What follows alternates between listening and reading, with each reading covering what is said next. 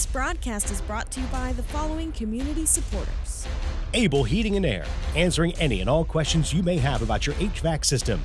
There's peace of mind knowing they are able to keep your home comfortable. CFC Farm and Home Center, supplying your lawn and garden, pet, and farm needs since 1932. Hometown pricing and outstanding service at CFC Farm and Home. Found in Sons Funeral Home, Culpeper's perpetual best of the best for resources, planning, and support for our entire community. From shirts to banners and everything in between, imprint your message on the community with Cash Imprints. Battlefield Toyota, Chevrolet, and Ford, proudly serving the Culpeper community for over 20 years. State-of-the-art service departments and over 22 acres with hundreds of new and pre-owned vehicles. Battlefield Automotive. Nominations are now being accepted for the local area sports Hall of Fame. Nominate anyone that you feel is deserving of historical local sports recognition at localsportshistory.com/HOF. K&M Lawn, Garden, and Arborist Supplies. Now located directly across Highway 29 from Eastern View High School. K&M, from grass to trees, they aim to please. UVA Health Culpeper Medical Center is here to care for you and your loved ones at our high-quality primary and specialty care locations right here in our community. Visit uvahealth.com for more information. All right. Well, from Courtland High School, welcome to tonight's broadcast of high school football. It's our regular season finale as the Courtland Cougars play host to the visiting Cyclones of Eastern View. We ought to be in for a whale of a football game. I'm Mark O'Connell alongside Steve Peacock. Steve, let's talk first, if you will. First of all, welcome to the broadcast. And we're coming in on the heels of Culpeper getting a big win last week, 42-35 over James Monroe. But now we turn our attention back to Eastern View, and they come in tonight with a record of 8-1. They're only lost to King George. Courtland is 7-2. They've lost to Louisa and King George. Those three teams, same region, Eastern View, Courtland, and King George, will all be in the playoffs. But before we talk about that, what about tonight's matchup? What about it intrigues you? Well, what intrigues me is going to see what Courtland does out of their wing tee. They're going to be throwing it tonight more, or they're going to be running it. I know they like to keep it balanced or a little off balance, but again, I'm going to look forward to seeing that and what they're going to do and how Easterview is going to design its defense to stop that wing tee of Courtland, because Courtland is more than willing to, if the pass in there, they're more than willing to run the ball. And they're going to have another thing I'm going to be watching is our defensive line against Courtland's offensive line. If we can get pressure onto their quarterback and free Brett Clatterbow up to make the the tackles and clean up there, that's all good and well, and that's what we're going to need to do. So we're going to need to, like I said, it's going to be. I'm very looking forward to seeing how our defense is going to play against Courtland's offense. Right, both these teams, Courtland and Eastern View, come into tonight's game off of big wins a week ago. Courtland won big over Caroline, 45-7, and Eastern View a big winner over Chancellor, 58-15. And when we see Courtland, like you said, we think about the wing tee offense, and defensively, that means assignment football and discipline, staying in your lanes and that sort of thing, Steve. We were talking earlier when we last saw Eastern View play, you didn't feel like maybe Brett Clatterbaugh was on the scene as frequently as you thought he might be. Right. I just didn't, just saw, I think teams are double teaming him, and, just didn't see him that much make an impact defensively. Now, he did offensively. He did very well. But we need to really have Brett really play well tonight, especially from the linebacker position, so we can get pressure on that Courtland quarterback. Yeah, and so you mentioned Brett Clatterbaugh. He's second on the team in terms of defensive stats and tackles, but the team leader is Eddie Holmes, 60 total tackles, 3 sacks, and an interception. And we've got these stats provided by Austin Pickett, really everything you'd want to know about the Eastern View team and its individual players so far this season. Well, Steve, in this region, this Class 4, and the region that these two teams are in, let's turn a moment to what's going to happen after tonight, because Both these teams have qualified for the playoffs. But if the playoffs were to start tonight, how would these two teams be situated? Well, Courtland would be the 7th seed, and Eastern View would be the 5th seed. And what people are asking, especially up in Culpeper Way, how'd they drop down to a 5th? They lost to King George. They were 2, and then they lost to King George, and then they came back with impressive wins last week. But what's happened is Farina snuck up in there. Farina's the number 2 seed, and now Huguenot at 6-2 is the 3. Dinwiddie is the 4th, and now Eastern View is the 5th. The 6th is Powhatan. Then there's Courtland, and then behind Courtland is, I think it's Hanover. So what's going to happen is if we want to host a first-round game, we've got to win tonight, and that would kind of move us up because Dinwiddie's got a big game against Matoka tonight. Matoka is now up in Division 5. That's where Louisa is now, moved up. And so Matoka's got a 7-2 record, so that's going to be a tough game for Dinwiddie. We got to have Matoka beat Dinwiddie. We've got to beat Courtland, and then we can host a first-round game because the top 4 seeds are going to will host a first-round playoff game. Well, let's have a little fun this Steve tonight. The regular season finale. I'm going to go on record making a prediction tonight. I think we were making predictions on the way up here. I'm going to divulge mine. I think Eastern View wins tonight 21-14. I told you what at first, but I'm thinking I'm going more like 24-17. 24-17, still a 7-point differential there in the pick. It's just that you've got the team scoring a little bit more. Right, I do. I think we'll be able to score against their defense. Is what we can do. What we can do defensively to stop Courtland's big rushing attack, and where they like to mix it up, especially play action and throw off it. Well, you talk about mixing it up.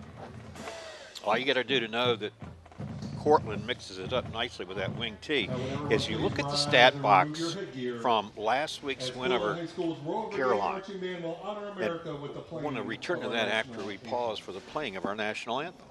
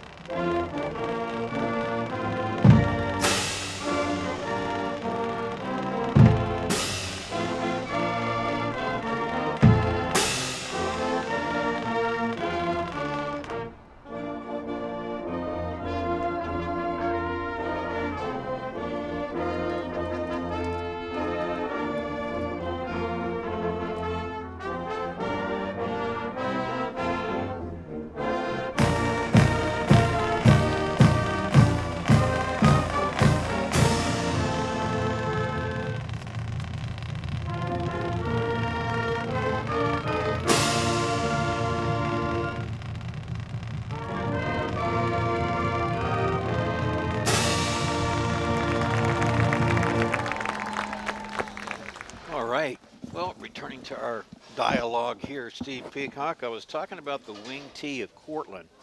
And you look at the stats from last week and the distribution of that football. I mean, the leading ball carrier was Christian Olivella, 14 carries, 159 yards. But his teammate Marcus LaRue, 20 carries for 91.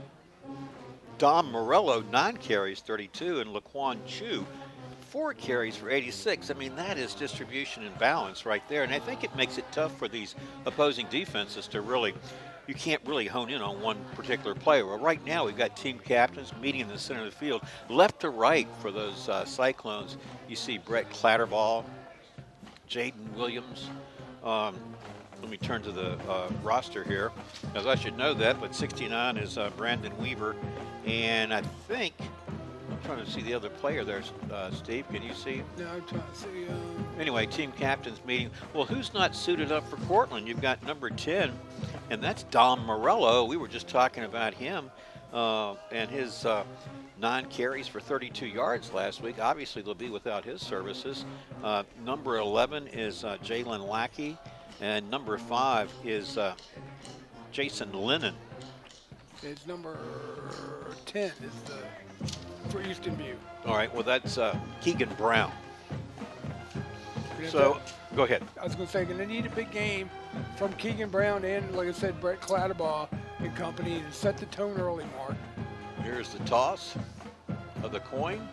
I think Eastern View's won it. We're looking right at Brett Clatterbaugh.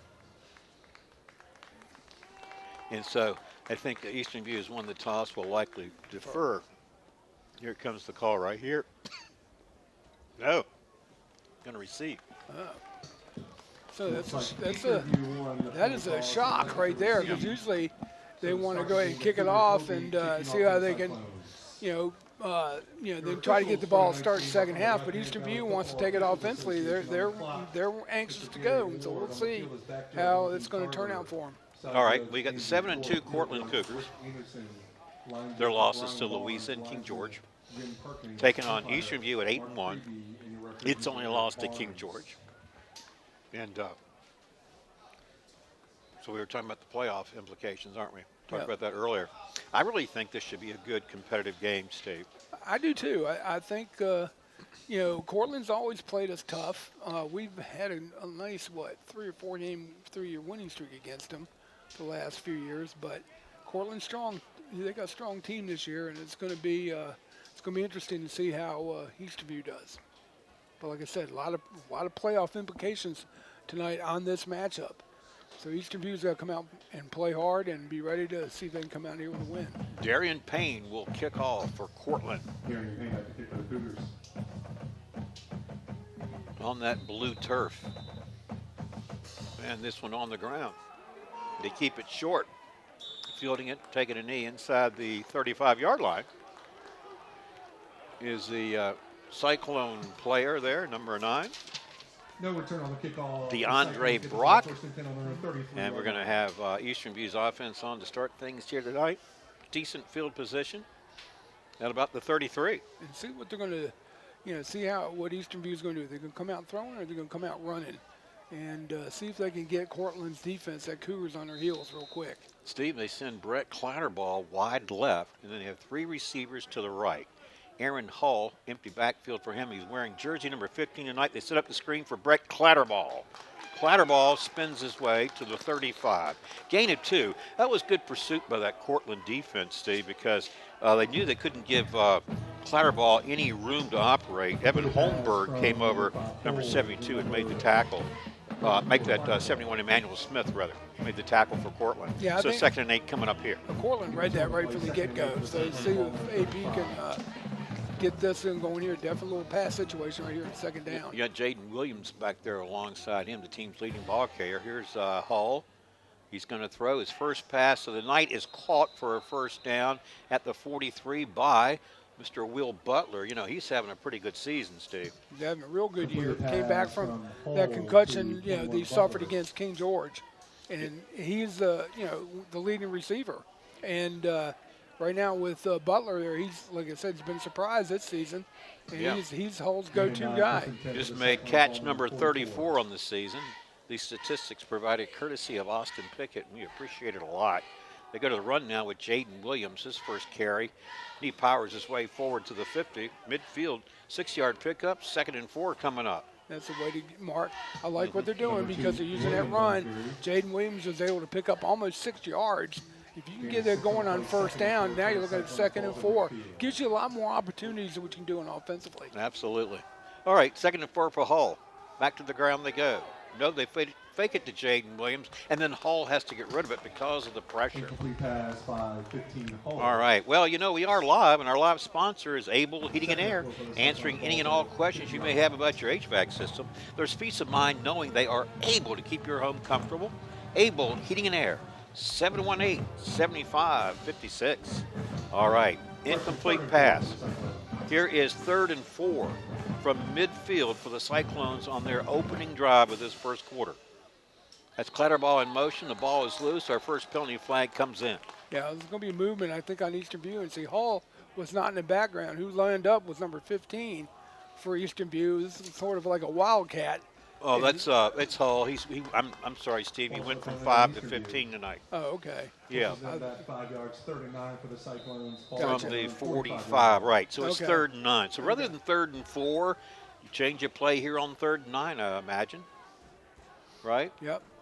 Let's see where they line up Clatterball. We send 3 receivers to the near side, one top of your screen. Big third down here and long.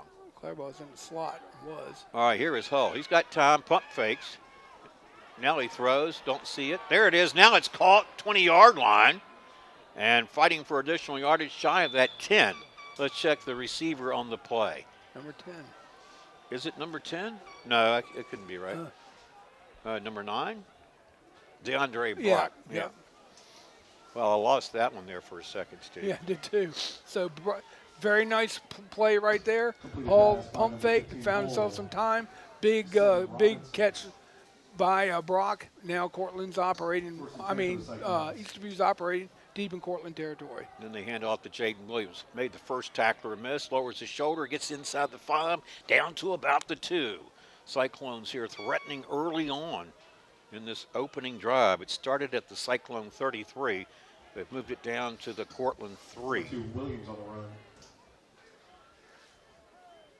Gain a 7 on the play. 2nd and 3 for the Cyclones. All right, ball down on the ground. Ball is loose. Looks like Jaden Williams, or actually Hull, eventually pounced on it to keep possession for Eastern View.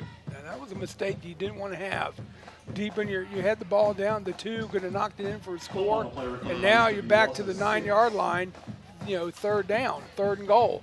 Well, it looks like can they get it looks like they can get a first down without having to score here, because you see back here the marker is right at the 12. They get down to about the 1, they can get a new set of downs, Steve. You got to tighten up that exchange there on the center. Just got to make sure. Yeah. He's got to get it back there. Yeah, a little bit of a faulty exchange so far from center to quarterback. 3rd and 9. Here's Hull throwing left side. Got a receiver. It's Will Butler into the end zone for the score. Fear the wind. It's a Cyclone touchdown.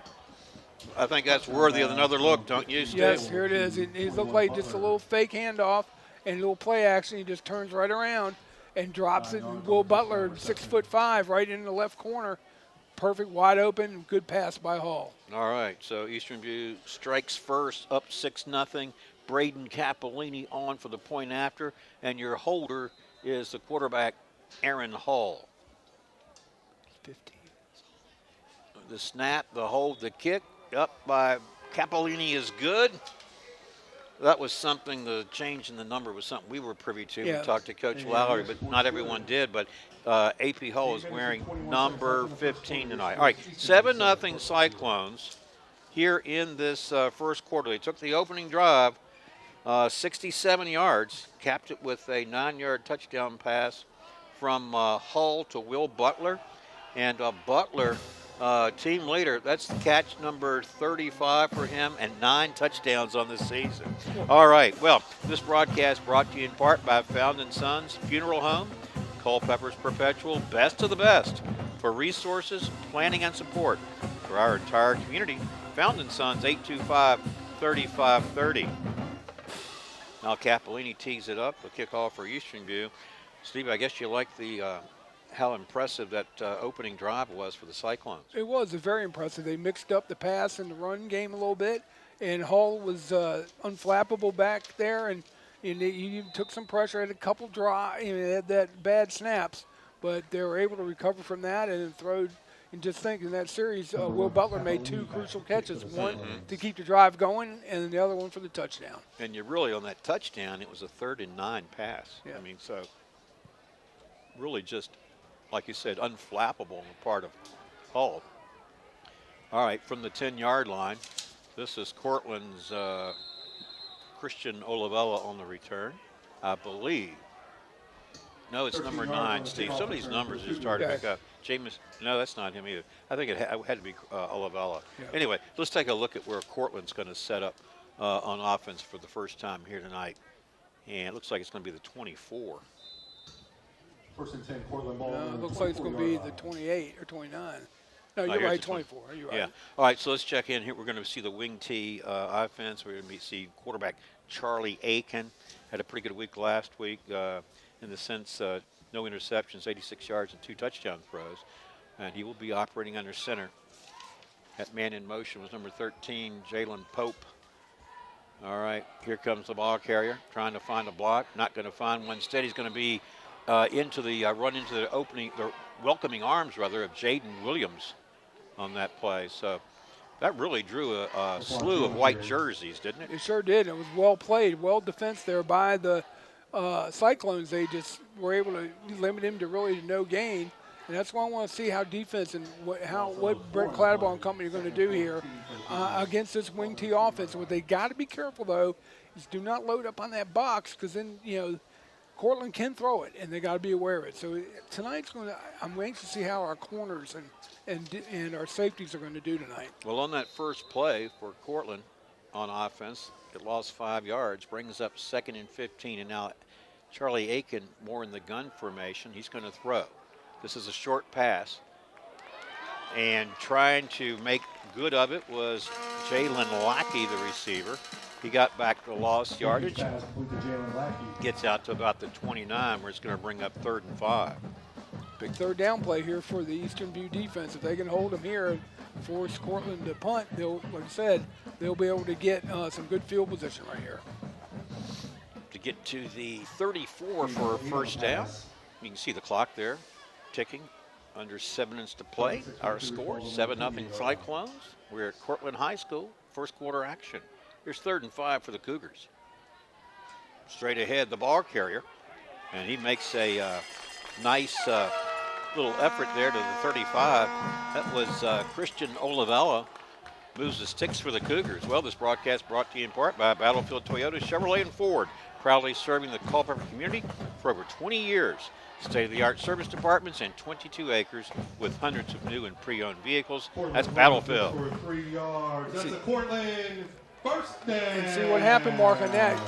Clatterbaugh took himself out of the play. You see, they got him playing as a down lineman, rushing. So they just ran to him right where he was, and he wasn't there. All right, here's Aiken. He's going to throw downfield. He's got a receiver open, but he drops it.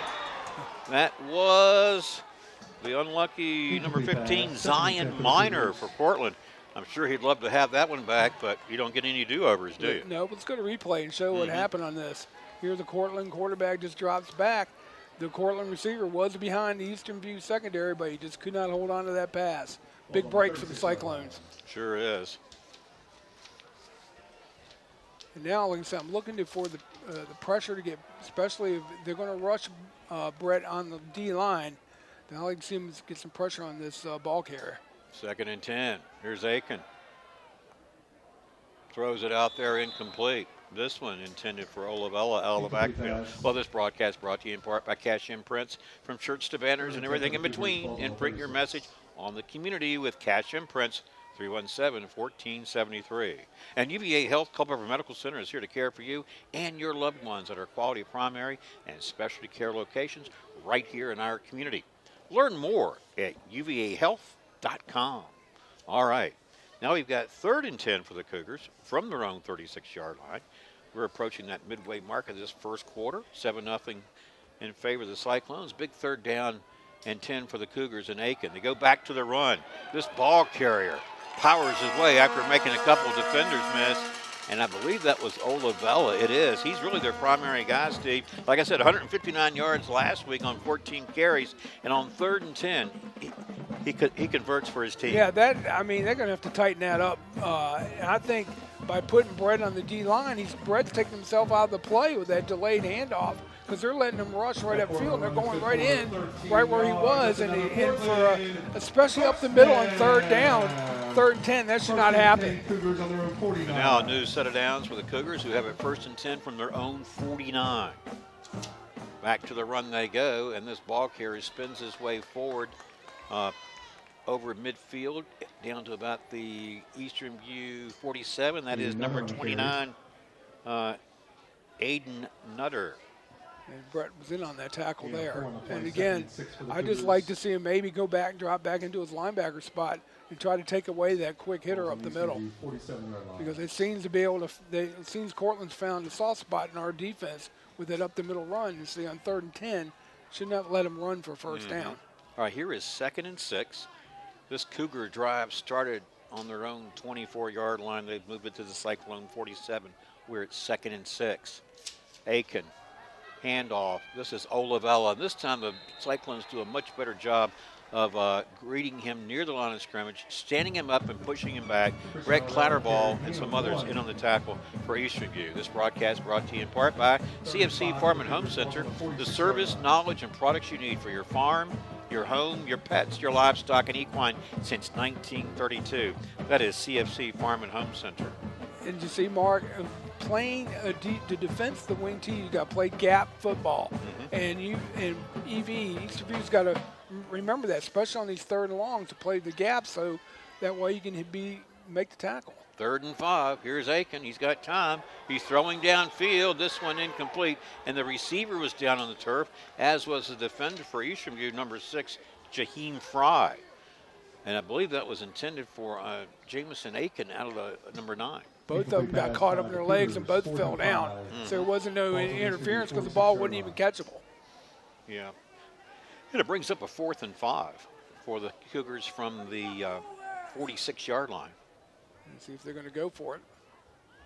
On the 46, and that's on the Eastern View side of midfield. It seems like they are going to try to go for it.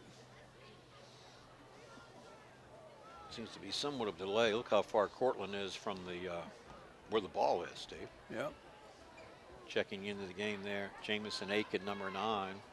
Now watch for that quick hitter up front. Yeah. It's 4th down and 5. Can the Cougars keep this drive going? Here's Aiken. Throw. Immediately hit and immediately tackled is the receiver, number 9, Jamison Aiken. And the same number for Eastern View making the tackle, or the lead tackle there, was DeAndre Brock.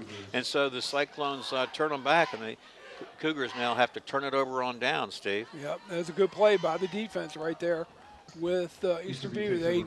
They kind of knew they sniffed it out, and it was going to be just a little short pass, but Eastern View was all over that. So Eastern View takes over from its own 48. They lead 7-0.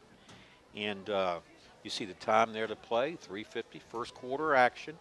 AP Hull is wearing jersey number 15 tonight. Made the switch from number 5 after the tear in the jersey. He gets a block. Now he's pursued. He's hit as he throws it. This one's incomplete. I think Hull does a nice job of avoiding sacks, Steve. He does, but he needs to be a little bit more aware of that blindside defensive player closing in on him. Now, he did get bumped off by one of our halfback back there, but he still was enough to disrupt the pass. And I think just got to be a little more quicker with that. All right, here is 2nd and 10. Clock stopped with the incomplete pass.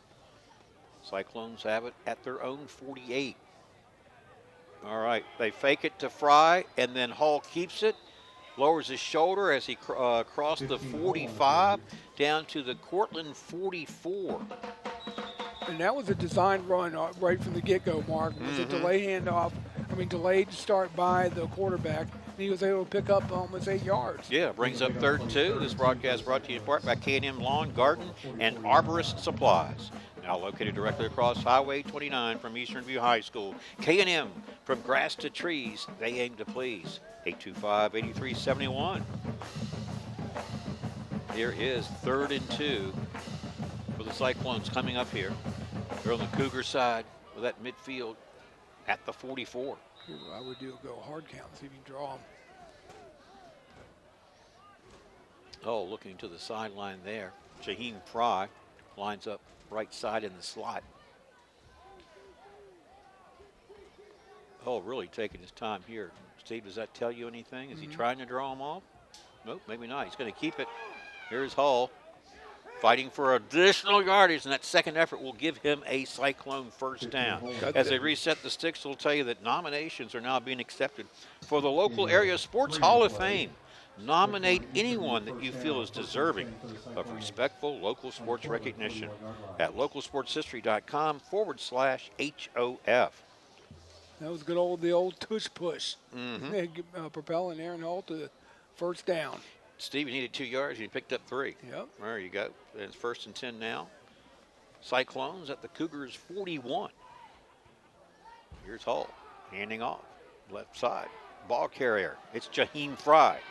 And Jaheim Fry does a nice job of following the block and making the most out of this. He gets down to inside the 30-yard line, it looks like.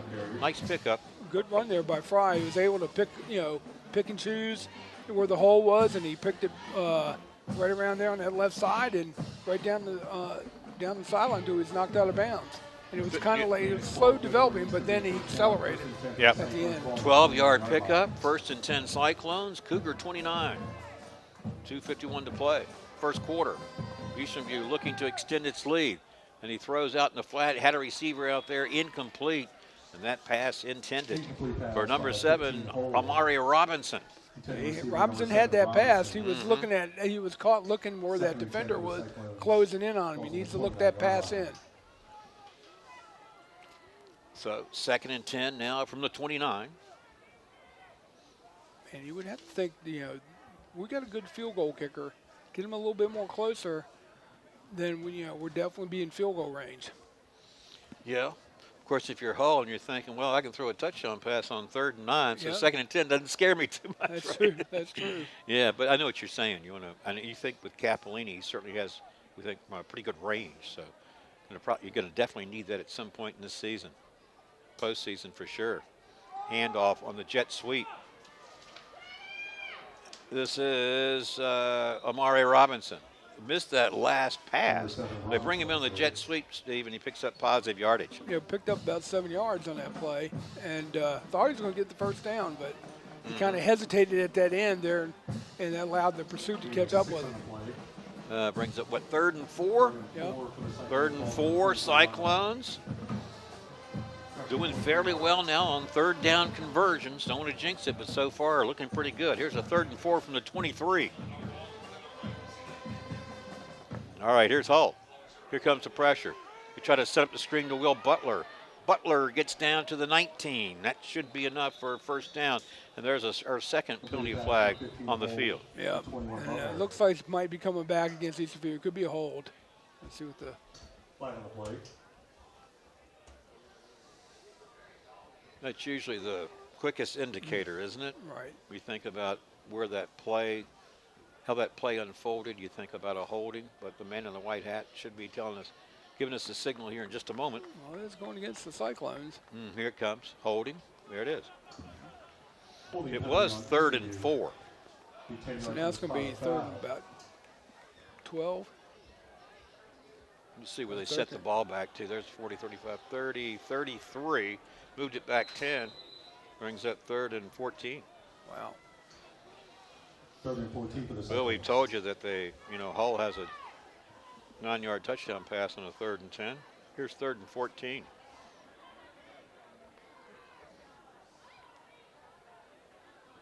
That's Williams blocking as Hull throws down the center of the field. This one incomplete. Out of the reach of the intended receiver, Will Butler. It was open there, Mark. I thought he was going to be able to haul it in. It was just a little bit too far outstretched hands. He couldn't haul it in. It would have been a heck of a catch if he did. Yeah, we'd be looking at a replay right about now. Exactly. Well, if you hit the 33 and a 7-yard spot, 40, you'd have a 50-yard field goal attempt coming up. I don't think they're going to try. So what do you do on 4th and 14? Well, I mean, doesn't look like they're going in any punt formation. So Right. even though Hull is the punter, Yeah. he can do a quick kick, but I don't look for him to do that. All right, here's 4th and 14.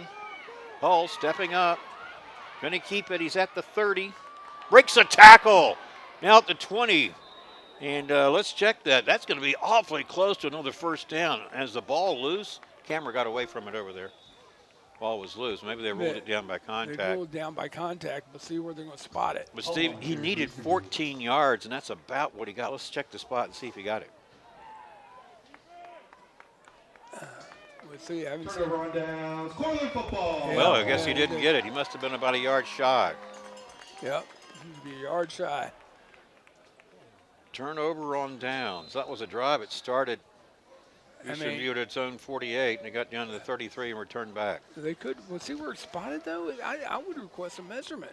They had to get to the 1st and 10 Cougars, balls on their 20-yard line. 19. It was Just- right at the 20. yeah. He just missed it, yeah. All right, here's Courtland back on offense. And here is a running back with a nice cut. Nice burst of energy all the way out near midfield. Let's check the ball carrier. I believe that was Laquan Chu. It is number 23. Yeah, Mark, you can go to replay on this, and it just was an outside sweep. But Courtland had good blocking up front, and once Chu found that opening, he hit it hard and picked up a big gain. Eastern View had a chance to keep Courtland back there in their own deep end of the field, but they have a propensity right now of giving up some big runs. Well, the ball out at midfield. So outstanding field position now for the Cougars, who trail 7-0. They have 1st and 10 here. 1:17 remaining in the quarter. Running that wing T. Here's a handoff, ball carrier straight ahead. They stop him near the line of scrimmage for no gain. And that is number 3, Marcus LaRue was the ball carrier. They give him a yard. Clatterball was in on that stop, and that's what we're going to need a lot for him tonight, is not to give up those big inside runs, because seeing wing T football, all you need is a little gap for them to hit, run through. And so generally the offensive line for Courtland is not huge, but they do enough just to spring their running backs. All right. Final 40 seconds ticking off here in the first quarter. 2nd and 9 is the call. Aiken, hands off. Number 3, that is Marcus LaRue. LaRue down to about the 45. Brett Clatterball in on the tackle, as was number 45, Branson James. 5 for the Cougars. Ball's at the Eastern View 45. 3rd down and 5 there. Yeah, and I would think Courtland would try to go for it here on 2 downs. But they could punt it and really flip the field and really have Eastern View in a deep hole. See what Eastern View can do on this 3rd down. May not get another play off before this first quarter expires. And we won't. Into the first. And it's that's Cyclones 7, Cougars nothing. 7. Let's take a break and come 0. back for the start of the second quarter after this. Stay tuned.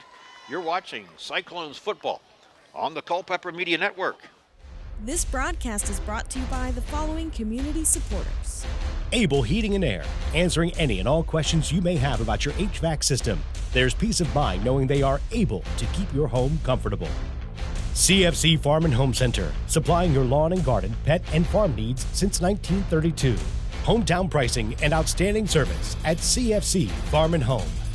Found in Sons Funeral Home, Culpeper's perpetual best of the best for resources, planning, and support for our entire community. From shirts to banners and everything in between, imprint your message on the community with Cash Imprints.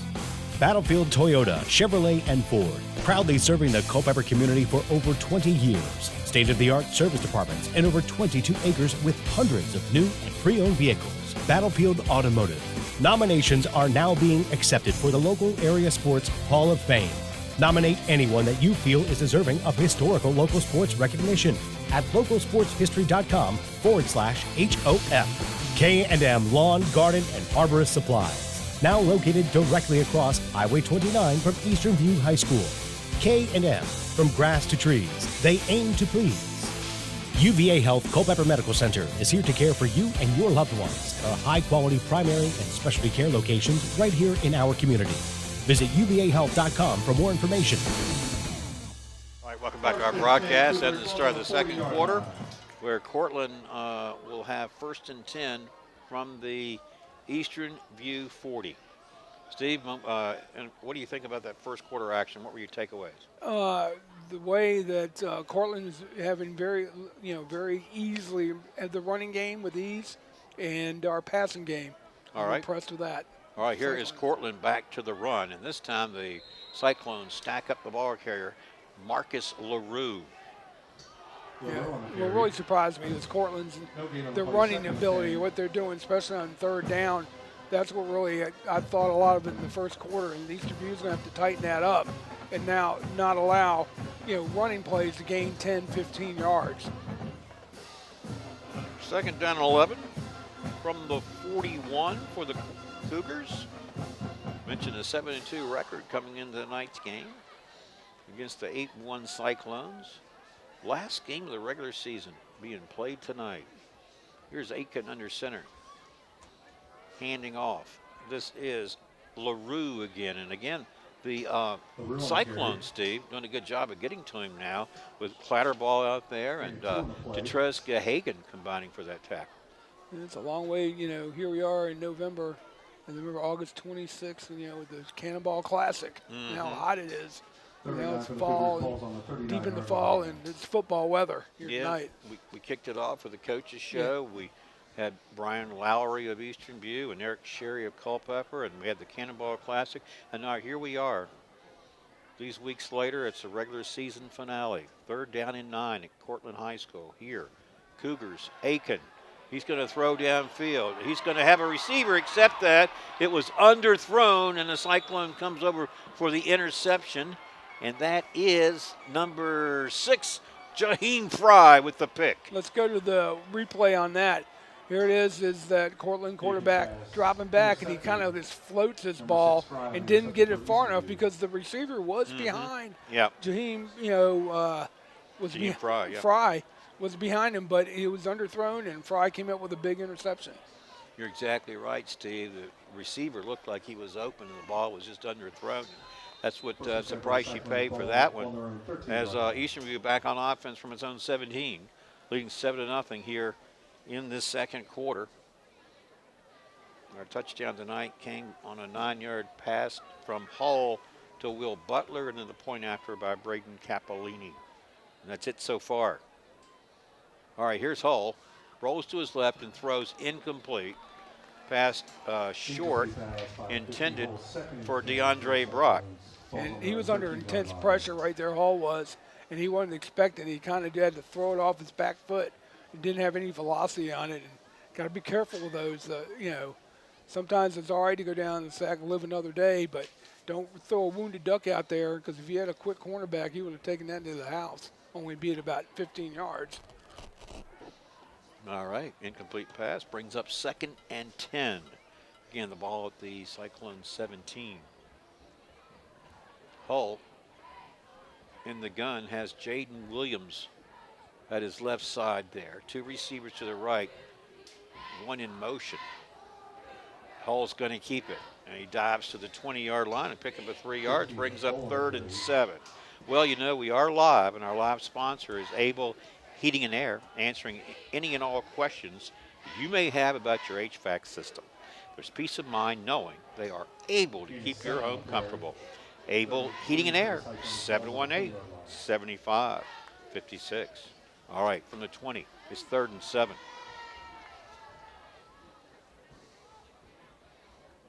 And the snap to Hull. He's going to throw it. He's got a receiver out there. It's Will Butler. Well, is it Butler? Yes, it is. Butler fighting for more yards. Got across the 30. Picked up 3 more out to the 33.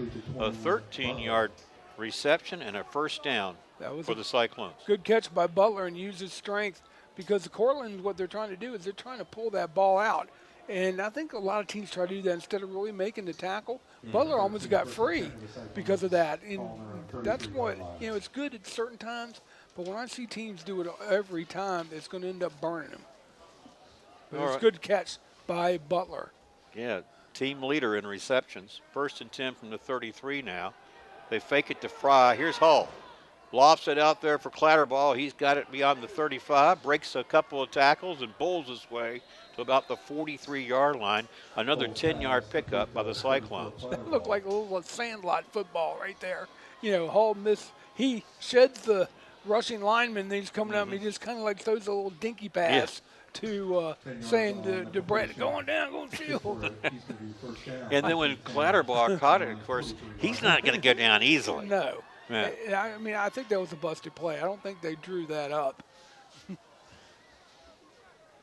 But it paid dividends for them there. It did. It was a positive gain. Got to the 33 and a new set of downs, 1st and 10. Cyclones with Hull. Throws it. Oh, watch out. This one should have been picked off. You're talking about lofting it out there and almost making him pay for it was the defender, Zion Minor. And, Steve, that might have been a pick 6 had he held on. It would have been. And, see, that's I don't know what Hull's doing back there. He's kind of is it slowing down? Or, the offense is slow to develop, and I would think they need to go a little bit to the running game, too. Well, do you think Courtland's, front the players up front are doing a little better job than the other teams of getting a little bit more pressure on Hull? Yeah, I think so. But they're blitzing all the time, too. See from the outside. There you go. Straight ahead, the ball carrier, burst of speed and power. Jaheim Fry crosses midfield, Courtland territory, down at the 46. And that is a pickup of 10 yards and a Cyclone first down. And, Mark, let's go to replay. There's what they did. Just handed it off, let the running back get the yards, the tough yards, right up front. And it was Jaheim Fry was able to pick up the first down. 1st and 10 Cyclones from the Cougars' 46. Hull now with an empty backfield. 3 receivers to the left. Hull going to keep it on the quarterback draw. Breaks a tackle. He's at the 35, and then they force him out of bounds near the 30. 16-yard pickup and another first down for the Cyclones. Well, this broadcast brought to you in part by Fountain & Sons Funeral Home. Culpeper's Perpetual, best of the best for resources, planning, and support for our entire community. Fountain & Sons, 825-3530. And 1st and 10 Cyclones from the Cougar 30. And so Eastern View driving, Steve, this was a possession that began on the Cyclone 17-yard line. Yep. And Hull, if he's going to run it, needs to switch to that opposite arm, and so it won't get knocked out. Well, here's a jet sweep to DeAndre Brock, and Brock is tackled right at the line of scrimmage, maybe picked up a yard. This broadcast brought to you in part by Battlefield Toyota, Chevrolet, and Ford, proudly serving the Culpeper community for over 20 years. State-of-the-art service departments and 22 acres with hundreds of new and pre-owned cars, vehicles. That's Battlefield. From the 29, 2nd and 9. See the clock there? Second quarter action. Hull has Fry behind him. 3 receivers to the right. Here's Hull. He's going to swing it out to Fry, who's open out there. And then Fry gets inside the 25, down to the 24, it looks like. A gain of 5. It's going to bring up 3rd and 4. And that's what you need to do, Mark, against make Courtland pay for all their blitzing they're doing, trying to put pressure on Hull. Mm-hmm. That's how you do it right there. A little screen, little out passes, little wheel routes, and then some jet sweeps to run away from that pressure because they're trying to – Courtland's trying to tee off and do the blitz. Looks like we got a timeout on the field, and we'll tell you that our timeout sponsor is UVA Community Credit Union, strengthening the financial wellness of our members and of the Culpeper community. Visit them at uvacreditunion.org. All right, and our broadcast brought to you in part by Cash Imprints, from shirts to banners and everything in between. Imprint your message on the community with Cash Imprints, 317-1473. Also, UVA Health Culpeper Medical Center is here to care for you and your loved ones at our quality primary and specialty care locations right here in our community. Learn more at uvahealth.com. All right. I want to give you a score update, Mark. Culpeper is beating Spotsylvania right now by a score of 7-6, and the score was Caleb Green, who scored. And guess what? He was the Freelance Stars Player of the Week. Saw that. And plus that 84-yard catch and the touchdown reception, his interception for a touchdown. He did it all for Culpeper last week, and it looks like he's still doing it. Well, well-deserved honor. Yeah. And congratulations to Caleb Green. We've watched him emerge this season. Here comes the pressure, and they're able to dump it off, but it's going to be intercepted, then the ball is dropped. Let's check the ruling here if there was possession. Well, they really put some heat on Hull that time. They did that again, but I think the ball was incomplete. So, looks like it's going to bring up a 4th down. Yep. Ball's on the 24-yard line. Let's see. Well, they are going to bring in. I thought they were going to bring in the kicking team with Braden Capolini. Maybe they've rethought that. The line of scrimmage is at 24. It'd be a 41-yard field goal attempt if they were to go for it here. Let's see what they're going to line up to do. It's 4th down and 4. I mean, you're talking about a team that threw a touchdown pass on 3rd and 9, so right, and can convert on 3rd down situations. 4th and 3. They just need to get some good blocking up front here. All right, let's see what they do. Here's the snap to Hull. Here comes the pressure again. This pass incomplete. That was intended for Will Butler, unable to bring it in, and now the Cyclones turn it over to the Cougars on downs. Well, there's nothing Butler really could do about that. The ball wasn't thrown very well. And again, Courtland's reading it. They're baiting Hull right now to throw that because they're kind of laying back. As soon as that ball's in the air, they're closing fast on that wide receiver. So the way to stop that is to have the receiver do an up route and then quickly stop, turn around, have the ball right there. And then they could get them for Courtland come over the back for pass interference. All right. Well, this broadcast brought to you in part by CFC Farm and Home Center, the service, knowledge, and products you need for your farm, your home, pets, livestock, and equine since 1932. That's CFC Farm and Home Center. Courtland back on offense, quick hitter to the running back. This is Marcus LaRue. Got across the 25 out to about the 27. That'll bring up 2nd and 7 there. You know, both defenses have been on the field too, so you know, Courtland's trying to go into a hurry up. On the carry, gain of 3. Well, they give him 3. 2nd and 7. Aiken this time in the gun. He looks left. Now he's going to throw down the center of the field. This one incomplete. Looked like pretty good coverage, but I don't think the officials liked it very much. No, I don't think it's interference. It's going to be holding. It's going to be defensive holding, 5 yards, and automatic first down. Well, I'd be surprised if it's pass interference, but because the ball really wasn't thrown that accurately, but we'll see what the call is here. Amari Robinson defending on the play. You know, they said it might be a hold. Defensive holding is what I'm getting at. Yeah, he's low and says holding.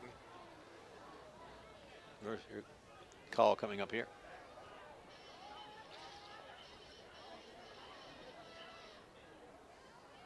Holding against the defense. So it's a 5-yard penalty, but it's automatic first down. So that doesn't really hurt the Cyclones that much, but it gives them an automatic first. And they have marked it. Pushes the Cougars up to their own 38-yard line. That's good 38. for Courtland. First down. 1st and 10 Cougars on their own 38. All right, Cougars. Charlie Aiken, the quarterback. Here's the handoff. I believe this is Don Murillo. No, I think we said he was out. No gain on the football line. 2nd and 10. That was Christian Olavello. Yeah, so now, you know, I see where they're putting Clatterball on the down, you know, as a down lineman. But I really think he needs to go back to his outside linebacker spot. He'd be better blitzing from there and not have to take on 2 or 3 blockers at a time to stop the run. Because see what they're doing, they're paying a lot of attention to 34, so they're putting 2 guys on him on that offensive line. So he's drawing a double team. All right, here's 2nd and 9. Here's Aiken almost losing his footing. Now he throws downfield. He's got a receiver out there called Eastern View territory at the 45. That was hauled in by Jalen Pope. And that'll give the Courtland Cougars a new set of downs. I didn't see that one, Mark. I didn't, you know, I thought maybe did he, you know, actually catch it, but right there, a big 3rd down play that Eastern View gave up. Catch good for 18 yards. Yeah, it was, another Courtland. First down. 18 yards on the reception. Portland Cougars, 1st and 10 now. 1st and 10 Cougars. At the Cyclone 43. You can see the clock. You can see the score. That's what it is. 1st and 10 now. Charlie Aiken. Aiken's going to air it out. Coverage is there. Let's see who brings it in. And they're going to fight for it. Let's see who's got possession. This is, they're going to say Courtland has it. Tie goes to the offensive player. It was a tie, and then the winning that one, it looks like number 8, Kylan Perry. What a play. That might be really the play of the game. And defending against that pass play was DeAndre Brock. You can't be any closer. He had it. I thought he had it. But again, if you're the defensive back, tie is going to go to the offensive player every time. So they got to know that. But he made a good defensive play. He'd been better off just trying to knock it loose. Well, this broadcast brought to you in part by K&M Lawn, Garden, and Arborist Supplies, now located directly across Highway 29 from Eastern View High School. K&M, from grass to trees, they aim to please. 825-8371. And did you know that nominations are now being accepted for the local area sports Hall of Fame? Nominate anyone that you feel is deserving of respectful local sports recognition at localsportshistory.com/HOF. Yeah, big play for the Courtland Cougars, Steve. And now they're knocking at the door and putting themselves in position where they can tie this football game up late in the second quarter. Yeah, again, that was just, again, our defensive back. So I said at the beginning of the game, pregame a little bit, our secondary is going to be tested by their passing game, and they're doing a good job because they're disguising it with the fake to the, one of the running backs, and the quarterback is just rolling out, and he's been able to find success with those receivers. Well, here's Aiken under center on 1st and 10 from the 11. And here's the handoff to the ball carrier, Marcus LaRue. They stacked him up, brought him down, and in on the tackle, Keegan Brown, number 10, for Eastern View. And right now, see, Eastern View's got to be wary of the pass, the rollout by the quarterback, into trying to throw it somewhere here, because if they can't get on this, running it up, sticking it up in there, they're going to try to see if they can get a pass wide open in the corner of the end zone. 2nd down and 10. Courtland can get a first down and a new set of downs on this where they are now. Here's Aiken. He's going to throw for the end zone. Receiver wasn't on the same sheet of music, I don't think. He was looking for it in a different direction, and that pass intended for Jalen Lackey. And if you see the receiver there, he's just waving his arms up, trying to draw an interference. and the defensive back for Eastern View for Cyclones, he's got to turn back to the ball. Don't face guard that receiver in the end zone. You'll get a call for it every time. All right, here is 3rd down and 10 from the 11. Charlie Aiken, the quarterback, is under center. He's going to look for the end zone again. This time he's got a receiver. This one's caught for the Courtland score. And that is number 9, Jamison Aiken. Steve, that's Aiken to Aiken for the Courtland touchdown. Let's go to replay right here, Mark. Just drops back, just like a little bit of a, soft pass right over there into the corner, and right there he stepped in front of our defensive back and made the catch. Courtland touchdown. So that was Charlie Aiken to Jamison Aiken. Courtland is on the board and a point away from tying this one up. This is Chris Salazar. Salazar's kick is good. We're tied 7-all here in this second quarter with 2:53 to play. Well, we've mentioned that we are live, and our live sponsor is Able Heating and Air, answering any and all questions you may have about your HVAC system. There's peace of mind knowing they are able to keep your home comfortable. Able Heating and Air at 718-7556. Well, we talked about this game would be competitive. It could be close. Steve, what about the Spotsylvania Culpeper game? Because we felt like that could be another competitive game. That would be another competitive game. I haven't heard another updated score yet, but still, so I assume it's still 7-6 Culpeper. But Culpeper's got to win tonight, and they got to have a little help. They got to have Louisa beat Goochland. They got to have Caroline beat James Monroe. If they get in there and do that, and they got to have they can get in the playoffs as the 8th seed. So they have to beat Spotsylvania. Goochland has to lose to Louisa, and James Monroe has to lose to Caroline. Okay. Here's the kick. This one's going to be pounced on and covered up inside the 35-yard line by Eddie Holmes. And I was reading the paper today, looking at it, that 2 former Culpeper players are playing for Blue Ridge. Well, an Eastern View player, Demaya Hunter, is there, and Malachi Terrell. They're both having good years for Blue Ridge. That's right. Malachi Terrell was Culpeper's leading ball carrier. And he's the leading ball carrier right now for the Barons. And you said DeMaio Hunter is there. Yeah. So, well, with 2 minutes and 50 seconds remaining here in this second quarter, tied up 7 apiece, Eastern View will start this drive from its own 33. See if they can match that score. This is Jaden Williams off tackle, and then straight ahead across the 40. The official's down. He must have been run into and out to about the 43, and that's a Williams picked up nearly 10 yards on first down, and the official a little slow getting to his feet. He got pounded a little bit, but it seems to be all right. But they got to be running Jaden Williams. He's a big boy in there, and he's able to get through that line of scrimmage just by that run. Yeah, they did give him a first down. It was a gain of 11 out to the 44. Well, you mentioned Jaden Williams, and he's the team's leading ball carrier. Came into tonight's game with 562 yards on the season after 86 carries.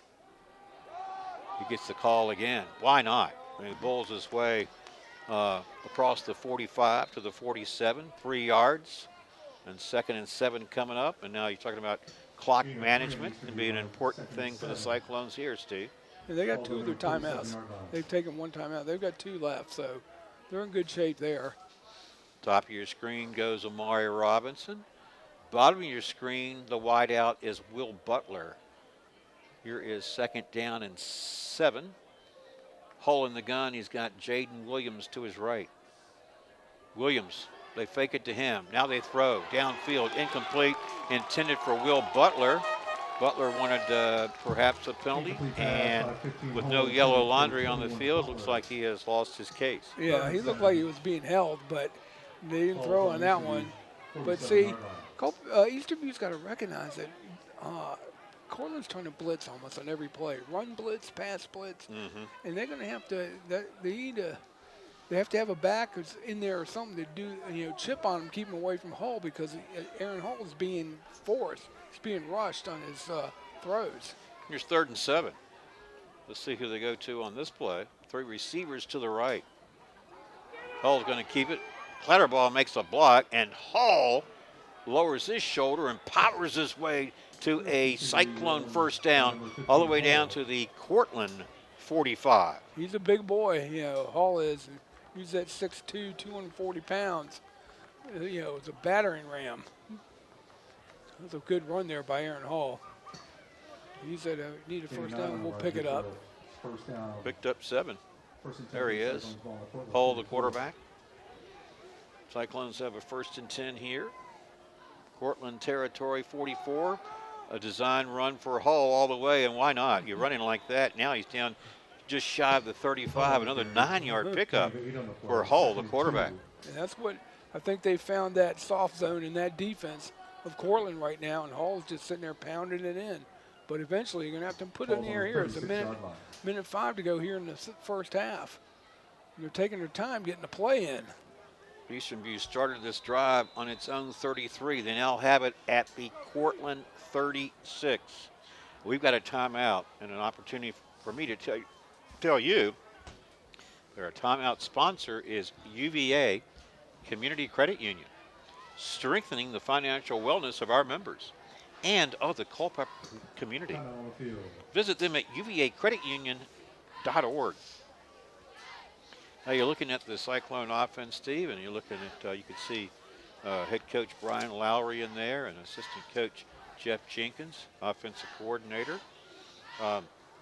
55 seconds to play. I think they have 1 timeout remaining. And they have the ball at the Courtland 36, where it is 2nd down and 2. See, now here's what I would do, the full play action, see if you can find Butler on a post route down in the middle of the field, see if he can use his height and go up for a pass. Or what about Clatterball? Or either one. See what Jeff Jenkins and Brian Lowry draw up here. Ball at the 36. It's 2nd down and 2. You see the time remaining here in the 2nd quarter. Well, this is going to be Hull with the run. And Hull made a defender miss, and he got inside the 35 to about the 33. That'll be enough for a first down, and they'll move the sticks. Let's check the clock. It's still running. Should stop the first down. Yeah, I thought they stopped it to move the sticks. They got to stop the clock to move the sticks. Going to put about 6 seconds back on. I think they're going to consult and confer with that about that very thing right now. What else do you think, Steve? You got Spotsylvania playing Culpeper, and let's see. Mountain View's playing Stafford tonight, and they beat Stafford. They'll finish undefeated. Lou Sorrentino, and now they moved up to Division 6. So. Wow. All right. back to action here. This is Williams down to the 25. Make that Fry, rather.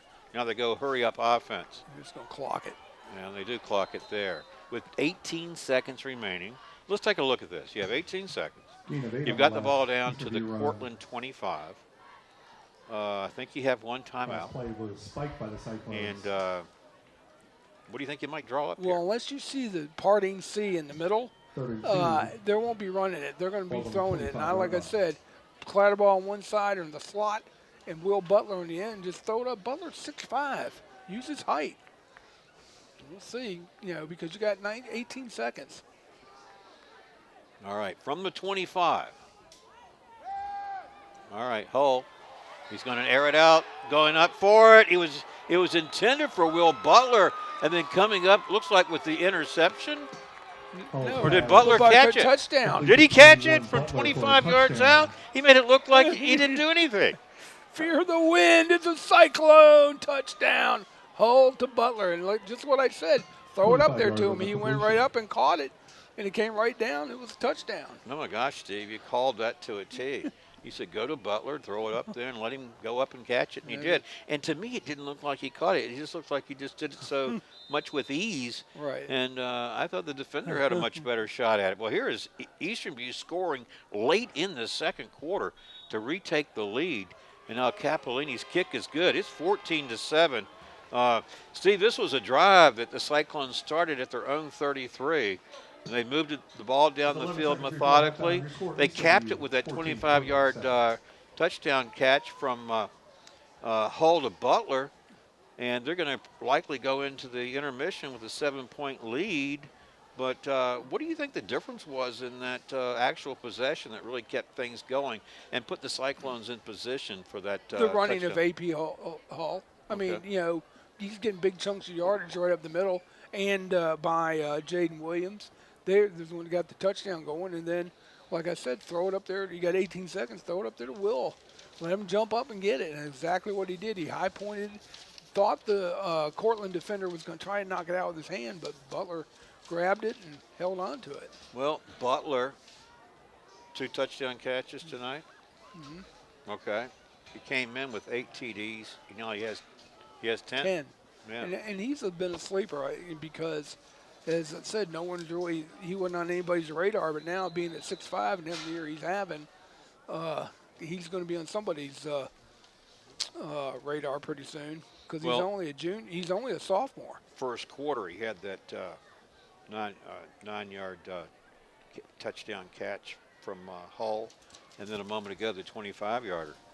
So those are the 2 touchdowns for Eastern View. This ball will go into the end zone for the touchback as 2 seconds went off there. So Christian Olivella unable to handle it before the ball, and his momentum took him into the end zone. So Courtland will have it on his own 20 with 7 seconds to play here in the second quarter.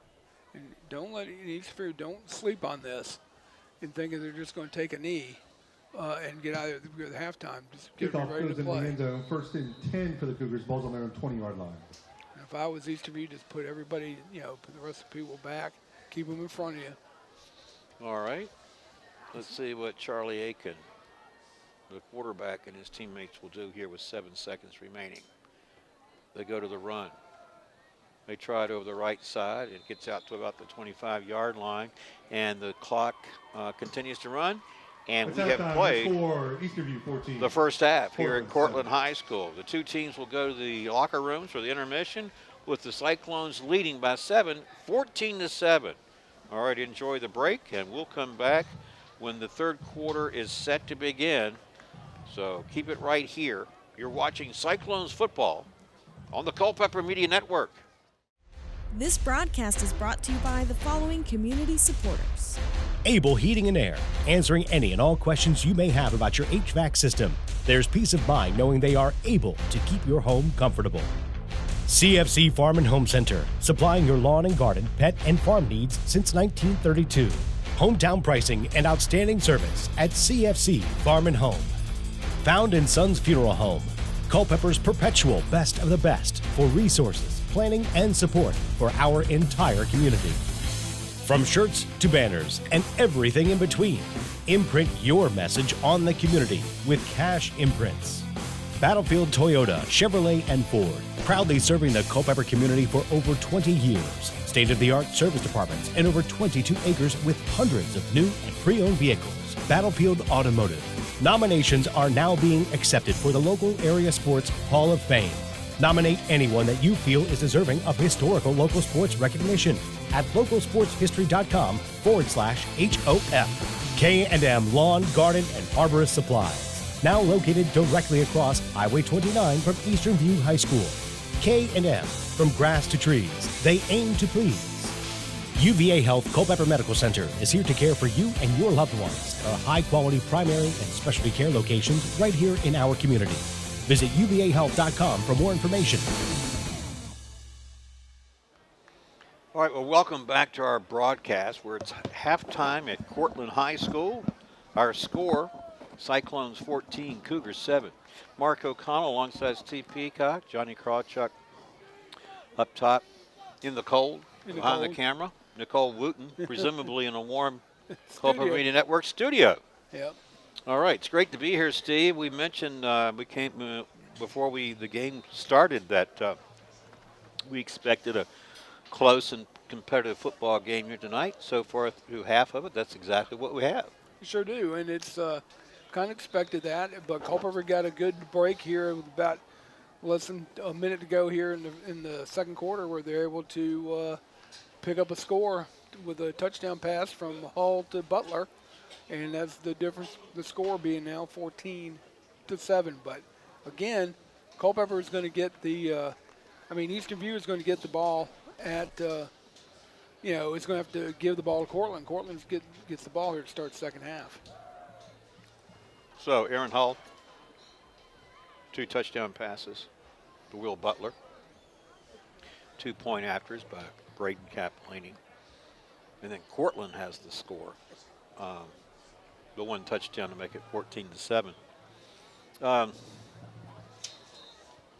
Any other takeaways as far as you're concerned about that first half? I mean, we knew it would be competitive, and we knew that the wing T would challenge the Eastern View defense. Well, I think that's what you just said, challenge the defense. I think the defense has got to do a better job of of stopping the run and not giving up also not giving up the big plays. They gave up a big play to Courtland right almost near to the end of the second quarter, but we were fortunate to get the ball a couple minutes left and able to drive it down and get a touchdown ourselves. But being up only 14-7, and plus Courtland does get the ball here to start the second half, I think it's imperative that Eastern View comes out and plays better defensively, especially against the run, and try to get more pressure on that quarterback, because Courtland's quarterback, the wing team, he's going to run it, he's going to throw it when he's rolling out. Mm-hmm. So we're not really getting a lot of pressure on that quarterback, and I think, I don't understand why they're putting Brett as a down lineman against this. I guess they thought maybe to be there to help stop the run, but I think they need to move him back, put him in more of a linebacker position or defensive end to rush and put pressure on the quarterback.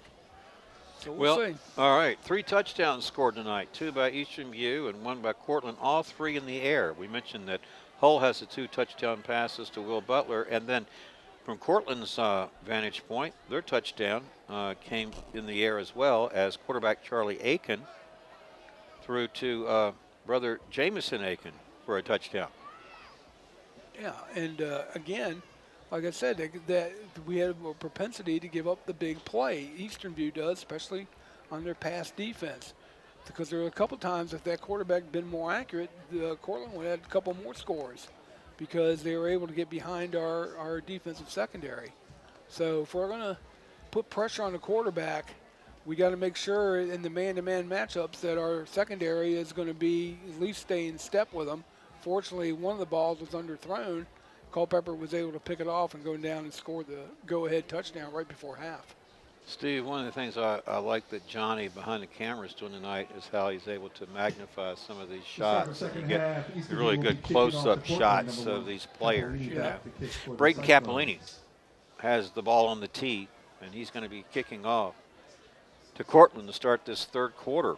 So what do you think we can expect in the second half, Steve? Sometimes we talk about a tale of two halves, but I see a lot of the same things happening in the second half. I do too. I don't think Courtland's going to go away from his game plan.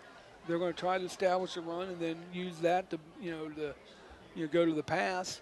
I think Easterview just needs to play better defensively. Here's the kickoff. This one fielded inside the 10-yard line. Now across the 30, breaking a tackle and then forced out of bounds is number 9 of Courtland. That's Jameson Aiken. I'll make that number 8. My mistake. Keelan Perry. Good field position for Courtland as they start this third quarter on offense. Yep, looks like they're going to start it at the 32. You got that right. 32, 30. No, he's walking back a little. No, he says it's a 30. Oh, okay. Is it me, or does it seem like it takes the officials a good while to actually set the ball down? I know, especially this year. I'm agreeing with you. It's like, where did it go? Which way? All right, what are you going to do with it? Yeah, quick handoff here. Tackled almost immediately, though, when he got the line of scrimmage. Laquan Chu. Several of those Cyclone players, Clatterball, Fry, Branson James. Keegan Brown. Some of these other players that we haven't mentioned, starters out there tonight. Jaquan White, 55. Detrez Gahagan is number 4. Number 6. Number 6, of course, is Jaheim Fry. Right. 4. Mention him. That's Detrez Gahagan. 26, Eddie Holmes, team's leading tackler this year. Is number 26. He's out there. Jaden Williams, Steve. Number 2. Playing that middle linebacker spot right there. All right, here's a handoff. Looking for some running room, won't find it. Making the good tackle, the solo tackle for Eastern View is Keegan Brown on the ball carry, who got to the 34. And bring up a third down. And about 6. All right, big third down play here for the Cyclones. See if because I wouldn't think Courtland would go for it here on 4th down. So I think what's going to happen here is that you got to see if Eastview can stop them defensively. Checking into the game for Courtland, Zion Minor, number 15. All right, here is 3rd down and 6 for the Cougars from the 34. Opening possession of this third quarter. Aiken looks right, throws left. This one is batted down, deflected by Eastern View defender there, Jaquan White.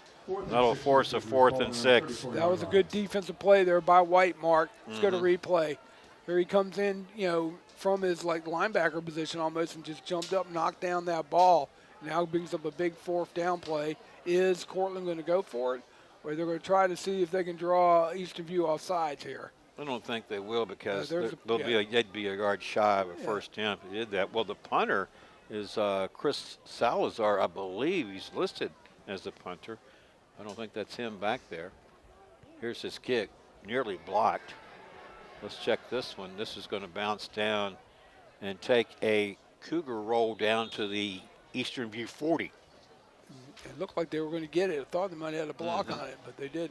Oh, they're going to mark and move it up. They're saying we're not I think what happened, Steve, is that it was touched earlier by a defender. So they got another 10 yards out of that. Good break there for Eastern View. You're going to have excellent field position right at midfield. Well, this broadcast brought to you in part by Found & Sons Funeral Home, Culpeper's perpetual best of the best for resources, planning, and support for our entire community. Found & Sons, 825-3530. All right, Easterview on offense for the first time in the third quarter. Outstanding field position starting at midfield. They fake it to Jaden Williams, and now Hall keeps it. And he's able to bounce to the outside, pick up positive yardage. He's got a block out there, and they finally force him out of bounds after a huge pickup, Steve, on a design play with Hull intended all the way. Yeah, let's go to the replay on that. There it was Hull. He fakes the handoff to Jaheim Fry and is able just to take it around the corner. He did switch hands from his left to his right to protect the football. Big run by Hull, and he's a tough load to bring down. He's big, 6'2", 240, and you got a little 5'9" defensive back trying to take him down. It's going to be win every time for Hull. Down to the 23, picked up 27 yards, and a Hull again, the ball carrier, up the middle, breaks a tackle. They drag him down just shy of the 10-yard line. Back-to-back runs by this quarterback, Aaron Hull. And right now, the offensive line for the Cyclones are doing the job against that D-line of Courtland. They're opening up the holes, and Hull is picking the right holes in which to run. But this is all just going to set up the pass here, either to Clatterball or maybe Will Butler in the corner again. Or it could be Amari Robinson. He's wide left. Two receivers, including Will Butler, top of your screen. On a 1st and 10 here from the 12. This is the handoff to that receiver who came around for it. Number 9 is DeAndre Brock. And they tackle him out after he got inside the 10, down close to the 7. He'll pick up 5 yards on the play. Looked like he ran 20 to get the 5 yards. The way he was coming around the end. All right, we'll see what there's no flag on the play, I don't see. No. Oh, yeah, there is. Well, is there? Yeah, no, the left. If Johnny would pan off a little bit to the left, there's a flag right there. He picked it up. False start against. And I saw that. I didn't think they'd see it. I saw it. Brett jumped a little bit. It started just a little bit early. And at first I didn't think the official saw it, but the official saw it. So now it's. Yeah, they moved it back 5 yards to the 17, so it'll be 1st and 15 from there. They can get a first down if they get to the 2-yard line, Steve, and 4 downs to punch it in from there. So they've got quite a bit of wiggle room here, except they just moved back and reverse 5 yards. All right, 1st and 15 here from the 17. All right, here's Hull. Punt fake. Down he throws. Downfield. Into the end zone. Caught by Will Butler from 17 yards out. Look for a penalty flag, Steve, before you batten down the hatch. Yep, let's see what the call is. Is it going to be, hopefully it didn't get Butler for offensive pass interference. It might be, see what the call is here. They look like they're coming back. Yeah, but I didn't even see a penalty flag come in. I did. Yep. Yeah, but there needs to be clapping. If the play stands, it's a 17-yard touchdown pass from Hull to Will Butler. That would be his 3rd of the game. Just like I said, that's what they need to do in the corner. Is see what the call is. The officials it should be a touchdown. So why the delay in the call? I don't know. I don't understand. I mean, the official's talking to somebody. Yeah. All right, how about a decisive ruling? Here it is. It's a touchdown. And then you have a hold against the defense. Before it's on the kickoff. All right. Fear the wind, a Cyclone touchdown. That's a big delay there, but. Yeah. But I'd say that would have been worthy of another look, too. Oh, yeah. Well, it would be. And see, we hope that's not a Hull. He's got an injured player on the field, yeah. And If you're looking for number 15. Yeah, I think it is. I mean, he hung in there. He took a shot. Let's see what might be the quarterback. And It's him. Yeah, Remember the other week he was out with ankle injury? Mm-hmm. Yeah, I don't know what this is. It looks like he's holding his arm. He's holding his arm because he might have got hit on that as soon as he threw it. But it's not as his left arm. He's right-handed, so we'll see what the. All right, so he's going off the field. He usually holds for Capolini, doesn't he? Yep. Yeah. Now who's going to hold? So after that touchdown catch, it looks like Jaheim Fry, Steve, number 6, is the holder. If I've got the number correctly, Capolini is on for his 3rd point after try. So far, he's 2 for 2. And now he's 3 for 3. All right, 21-7 is our score in favor of the Cyclones. Well, this broadcast brought to you in part by Battlefield Toyota, Chevrolet, and Ford, proudly serving the Culpeper community for over 20 years. State-of-the-art service departments and 22 acres with hundreds of new and pre-owned vehicles. And also cash imprints, from shirts to banners and everything in between. Imprint your message on the community with cash imprints. 317-1473. You see the clock there, 8:43 to play here in the 3rd quarter. Our score was 14-7 at the half. Courtland took the opening possession in the 3rd, but they went 3 and out. And then On that punt, Eastern View started with outstanding field position at midfield, and it only took them 4 plays to punch it in on that, cap that drive with a 17-yard touchdown pass from Hall to Butler the 3rd time tonight. AP Hall went off injured on that last play. Hopefully he'll be okay, and I don't think you're going to see him being running too much from that quarterback position again. We'll see. And there's 2 penalties being forced on the kickoff. There was defensive holding on Courtland during the touchdown pass. So now the public address announcer is saying that there are 2 penalties being assessed. One was defensive holding against Courtland, and the other unsportsmanlike against Eastern View. On the point after. So that's why, it's dead ball. That's why Eastern View is kicking off from the, looks like 35. 35. Well, ordinarily it would be the 40. Yeah. So you didn't lose too much there. Now, Capolini's leg, can he still send it into the end zone for the touchback? We'll see. So now kicking from the 35-yard line. Here's Capolini's boot. And this one's going to be fielded inside the 15. Straight ahead, the ball carrier across the 30 and the 40, near sideline. Here comes the return man. It's Courtland's number 15, Zion Minor. Huge play of the special teams. He's going to give his Courtland offensive teammates outstanding field position at the Eastern View 35-yard line. That was a breakdown there by the Eastern View kickoff team, but they're lucky that didn't go all the way back for a score. Enabled Eastern View to bring them down, but excellent field position deep in Cyclone territory. Let's see what they do eventually. Mark it is actually better field position than I thought. It's going to be at the 27. So if you're Courtland and you're looking to answer Eastern View's score a moment ago, it's a good way to start that is to have a return down into Eastern View territory at the 27 for Charlie Aiken and company.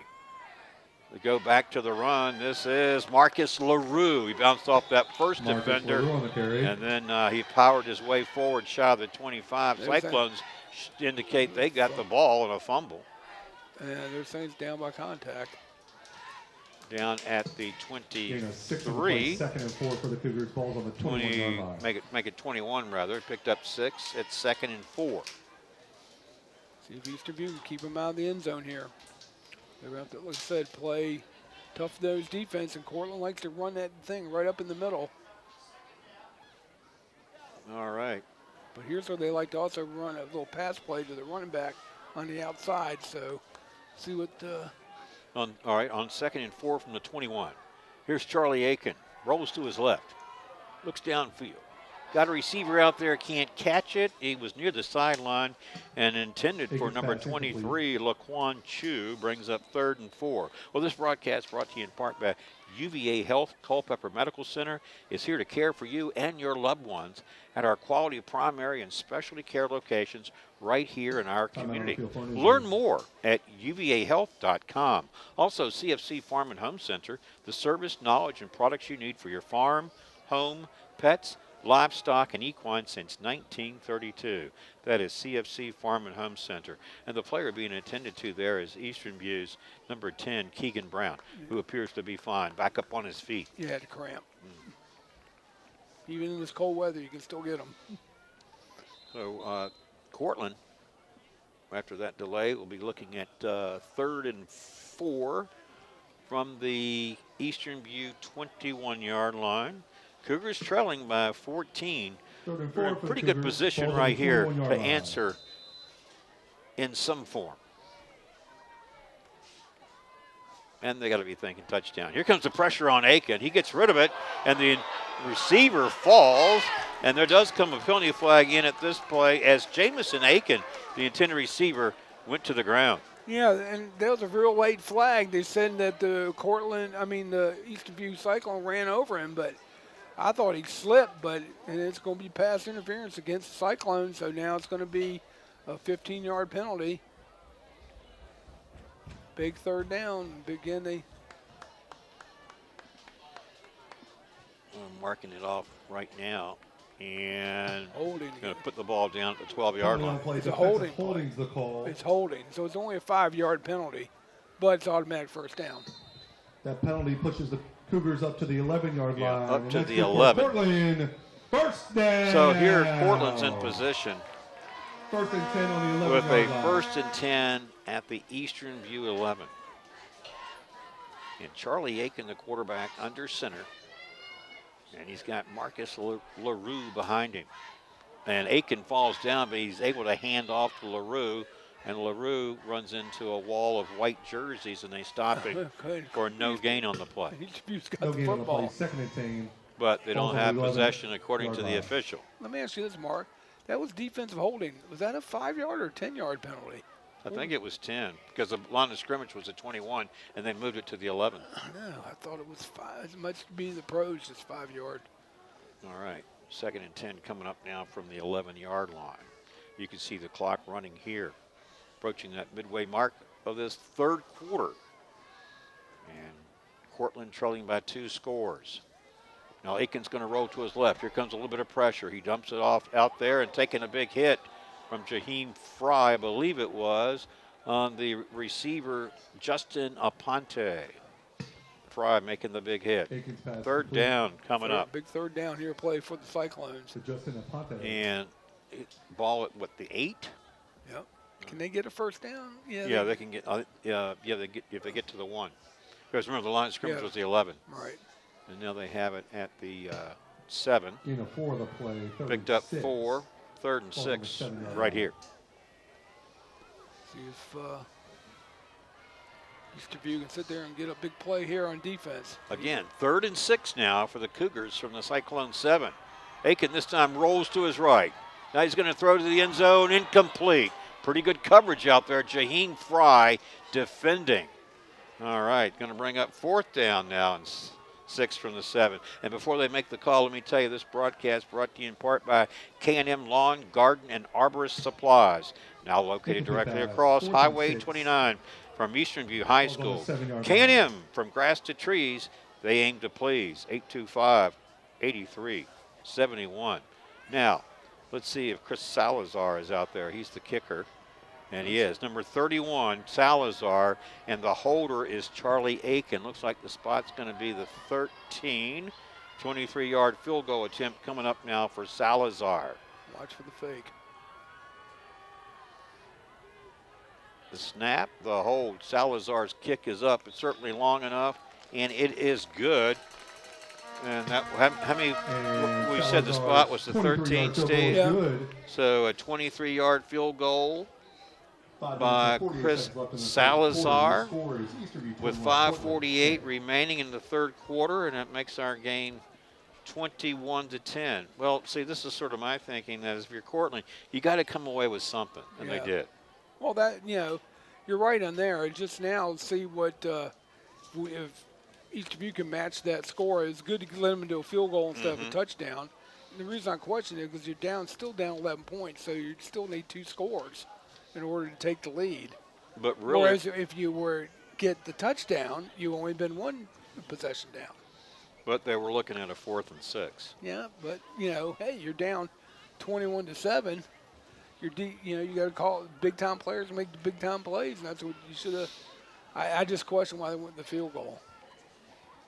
Well, maybe they'll be glad they did later. I don't know. I mean, but I think it's definitely a victory for the Eastern View defense to limit the team to a field goal when, in fact, Courtland took over on offense on that drive at the 35 of Eastern View. So Eastview is going to get good field position here on that squib kick. No return on the kickoff. Easterview gets a 1st and 10 ball, and they're on the 37-yard line. Eastern View on its own 37. All right. See if Hull comes back in there at quarterback. Well, did you know that nominations are now being accepted for the local area sports Hall of Fame? Nominate anyone that you feel is deserving of respectful local sports recognition. You can do so at localsportshistory.com/HOF. All right, from the 37, Eastern View's offense. Hull. No, this is Jaden Williams, rather. Williams gets to the outside, picks up big yardage, Courtland territory down at the 40. And that is a 33-yard pickup and a penalty flag at the end of the You're going play. to tack on another 15 for a horse collar. Right on that. It's going to be personal foul against Courtland. And they just lined Williams up as a quarterback. And he was able to take it right down there. And that should be a horse collar tackle. See what the official is. And let's check, and we'll be able to check the status of Holt, too, and see if he's back into the game. Be looking for jersey number 15. So, season.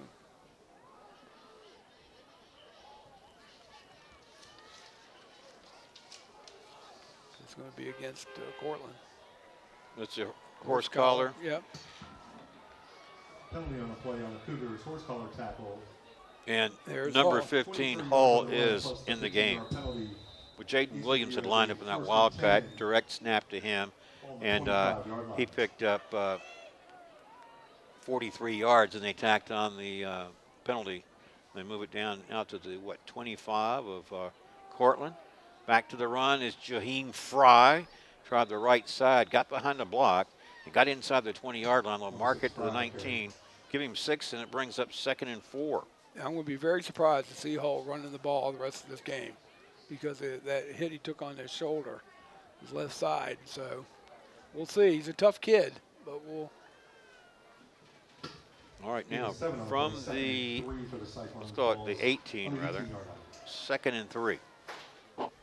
Hull in the game. Jaheim Fry back there. Fry gets the call. He makes a cut, turns upfield, gets down near the 10-yard line. He'll have a first down for the Cyclones. Well, we mentioned we are live, and our live sponsor is Able Heating and Air, answering any and all questions you may have about your HVAC system. There's peace of mind knowing they are able to keep your home comfortable. Able Heating and Air, 718-7556. And Mark, I'm liking what I'm seeing about the Eastern View offense. You hand on that, doing that running game, and the offensive line. Got to give kudos to the Eastern Cyclone offensive line. They're doing a great job up front, opening these holes for not only Hull but for Fry and Williams. Well, I can tell you, for what it's worth, my prediction will not come true tonight. I had Eastern View winning 21-14. Right now, it's 21-10. I am 24-17. You're gonna. Right now, you may be much closer to the mark. Jaheim Fry is the ball carrier. Fry is powering his way and with a determined run down to the 5-yard line, where it will be 2nd and goal from there. Should be at the 5, not back there where they pushed him back. So at the forward progress, and the official agrees with you, Steve. Is going to mark it right there at inside the 5. Call it. It's right at the 4. It's 2nd and goal from that spot. And again, just the offensive line of can't say enough good things about that Cyclone offensive line. They're really getting the push. And the center, 65, Grayson Yates. Here's his snap to Hull. Back to the run they go. This is Jaheim Fry. He's down near the goal line. Ball is loose. And Courtland says they have it, and looks like the official agrees. Saying it's on the ground. They're saying it's on the ground. Oh, is it? Yep. They're saying it's dead ball. Maybe you can tell by the reaction of Courtland's players. No. Oh, they say it is a fumble, and the ball is going to Courtland. Whoa. I just thought that was the ground. Fumble at the 1. And I thought maybe he broke the plane too, but they're saying no. You can't have replay in high school football. But again, I didn't see that. If I was Coach Lowry, I'd be having a conversation. That ball, I thought broke the plane or the ground caused the fumble. Let's see. What we're doing here. Eastern View is calling a timeout. I'm kind of questioning where the spot of the ball is. Because they're going to say it's a touchback because they recovered in the end zone. Oh, I see. All right. So rather than the 1-yard line, they'll bring it out to the 20 and take over. So that thwarts the Eastern View threat there, Steve. Yeah, it does. That was a big, big fumble right there. And again, who was carrying the football? That one was that Fry. Fry. He was holding on to it, but he's got to learn to stop. You know, they're trying to rip it out, and that's what they did. You know, forward progress, but I thought the ground caused that football, but the officials thought otherwise. Well, Eastern View started this drive on their own 37-yard line. A couple big runs moved it down to the Courtland 25, and you had the penalty that was tacked on, and then they got it down to the 4, and they looked at a 2nd and goal, and that's when they turned the ball over. So they were looking at adding another 7 points to their lead, but instead they get turned back with this That's a big turnover. That's a big turnover right there. Hopefully that they can stop Courtland on 3 and out here. Well, here's Aiken. He keeps it, and he gets hit hard. 3 Cyclone defenders in there. Clatterball was one of them, but he also got I think the bigger hit came from Eddie Holmes, Steve. 55. No, he's number 26. 55 is Jaquan White. Maybe it was White. White was in there along with Brett. Mm-hmm. And I think Holmes certainly in the vicinity. Line of scrimmage was a 20, so no gain. Here is 2nd and 10 now for the Cougars. As you can see, they trail by 11 points late in this third quarter at Courtland High School. In this, the last game of the regular season. Both these two teams have qualified for the playoffs. They're looking for the best seed they can get. As Aiken throws, this one incomplete. He threw it behind the intended receiver there, number 29, Aiden Nutter. But the Eastern View defender, number 8, was it 8? Slipped. Yeah. Was that Aiden Grimsley, number 8? Lucky there for Cyclones. He didn't complete that pass. Now it's a big 3rd and 10. Now, tell Cyclones, don't give up a big play here on 3rd and 10 because you're going to force them to punt and get the ball back. And that's when you go back to your ball control offense where you're running at ease. All right. And we've got a whistle. Aiken is going to line up in the gun this time. Looks like Courtland has called a timeout. And we'll tell you that our timeout sponsor is UVA Community Credit Union, strengthening the financial wellness of our members and of the Culpeper community. Visit them at the website uvacreditunion.org. All right. So a timeout taken by the Cougars, who trail by 11. And they face a 3rd and 10 from their own 20. A big 3rd down here play for the Cyclones. Well, let's see if we got any scores to update our viewing audience on. Big Dave Richardson's been telling us about Spotsylvania and Culpeper. Right now, the last score I got at just a moment ago came in Spotsylvania up 26-13 over Culpeper. All right.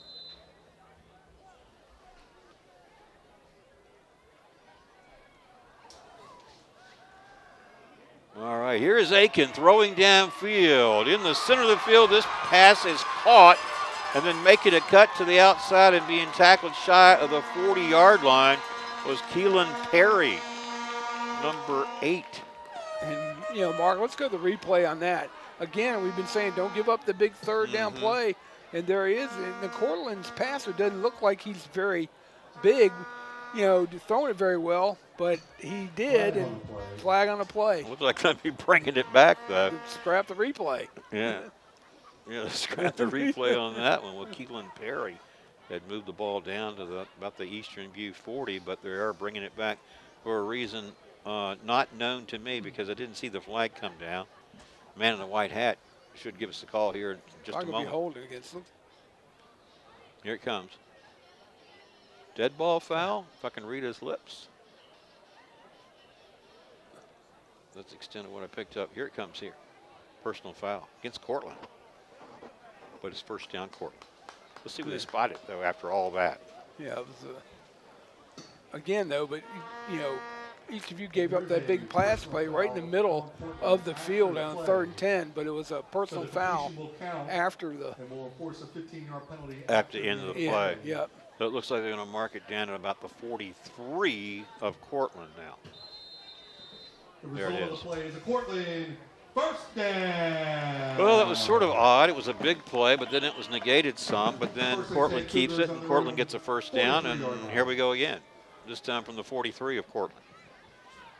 You can see you've got a minute 45 to play in the 3rd.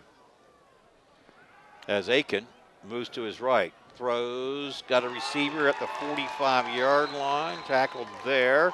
It was number 29, Aiden Nutter. Another first down. To the 46, so he picked up 10 yards. Again now, Eastern View secondary is allowing these receivers to get a little bit behind them or get the ball. The quarterback doesn't throw it very much touch. He kind of lofts the ball up there. And so really, the secondary's got to get on those receivers. All right, now first and 10 Cougars from the Cyclone 46, ball loose, still loose, and it looks like the Cyclones have recovered it. That may be Brett Clatterball, and it is, but the thing is that Aiken never really got a handle on that one, Steve. No, it was a big turnover right there for Courtland. Big recovery by Brett. And now Eastern View is going to take over and, turn away a threat by Courtland. Now, I guess, tit for tat, because we lost in the end zone fumble. Now they're driving and lost on the fumbled snap. And so Eastern View takes over on the Courtland 47. Yeah. And I'd go back to that run game, Mark, if I was Coach Lowry. Just go back to that run game, what they were doing. You were just really pushing the Cougars all over the field and grinding up that clock. Yeah, and Hull is back in the game for the Cyclones. It's like Jaden Williams on his right there. Courtland showing pressure. Man in motion for Cyclones. They give it to him in the jet sweep. This is Amari Robinson. He gets the edge out there, and then they tackle him shy of the 40. So Number 7, Robinson. Amari's got to learn to run better, get a little bit lower on his run and really turn that corner. He had the corner turned, but he kind of slowed up a little bit. He should have kept driving on that corner to at least get to the first down marker. I was going to say probably what you just said by saying that it looked like the play was there, and then all of a sudden it wasn't. Right, and because he slowed up. And he was trying to out-juke the defender instead of just using power and go forward. Picked up 4, 2nd and 6 here. Clock running down to 25 seconds in this third quarter. All right, here's Hull. Williams is going to block. Hull's going to get to the outside. Going to keep it. They're going to force him out of bounds at the 45. It looks like he will have lost 2 yards on the play. Yep. And again, you can just tell he's not the same after running. But we'll see where they're going to mark the ball. Yeah, because they're going to move it back here. You see he lost about 2 yards. It was 2nd and 6. It's now 3rd and 8. And that's the end of the third. End of the third here at Courtland High School. Our score, Cyclones 21, Cougars 10. Let's take a break and come back for this fourth quarter. After these messages, you're watching Cyclones football on the Culpeper Media Network. This broadcast is brought to you by the following community supporters. Able Heating and Air, answering any and all questions you may have about your HVAC system. There's peace of mind knowing they are able to keep your home comfortable. CFC Farm and Home Center, supplying your lawn and garden, pet, and farm needs since 1932. Hometown pricing and outstanding service at CFC Farm and Home. Found in Sons Funeral Home, Culpeper's perpetual best of the best for resources, planning, and support for our entire community. From shirts to banners and everything in between, imprint your message on the community with Cash Imprints. Battlefield Toyota, Chevrolet, and Ford, proudly serving the Culpeper community for over 20 years. State-of-the-art service departments and over 22 acres with hundreds of new and pre-owned vehicles. Battlefield Automotive. Nominations are now being accepted for the local area sports Hall of Fame. Nominate anyone that you feel is deserving of historical local sports recognition at localsportshistory.com/HOF. K&M Lawn, Garden, and Arborist Supplies. Now located directly across Highway 29 from Eastern View High School. K&M, from grass to trees, they aim to please. UVA Health Culpeper Medical Center is here to care for you and your loved ones at our high-quality primary and specialty care locations right here in our community. Visit uvahealth.com for more information. Welcome back to our broadcast. Start of the fourth quarter, which witnesses Eastern View in possession. And after a 5-yard penalty assessed against Courtland for offsides, rather than 3rd and 8, the Cyclones now have 3rd and 3 from the Courtland 40. As we start this fourth quarter with the Cyclones up by 11 points. Back to the run they go. This means Jaden Williams, and he may be about a yard shy of a Cyclone first down. Yeah, needs to get to the 37. He's right there at the 39, closer to the 38. So now it brings up 4th and short. Yeah, at the 39. So, Steve, here on 4th and 2? We go for it here or what? Yeah, they probably may do a hard count. I would. 4th and 2 I don't know. Up 11. 4th down and 2. You could give them really bad. Yeah, they're going to try to draw them off. Hull looking to the sidelines there. Maybe I'm not. Still trying to draw him off. They don't. They go to Jaden Williams. He's going to have a first down. He makes a nice cut, lowers his shoulder, gets inside the 30-yard line, down to the 28. Picked up 11 yards and a first down for the Cyclones. I like that play call too, Mark. Let me tell you why.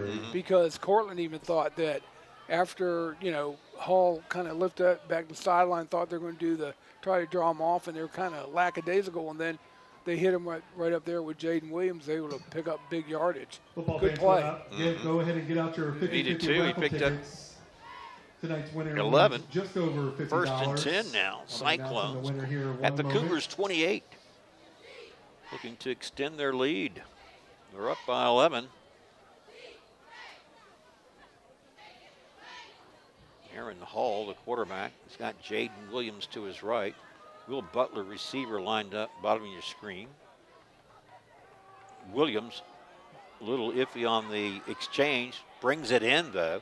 And then he went over left tackle, made a cut, got down to about the 20. And even on a play like that, where there's a little bit of a juggling with the handoff, Steve, Jaden Williams picks up positive yardage. Yeah, he does. And that's what, I don't think you're going to see Hull running it too much here.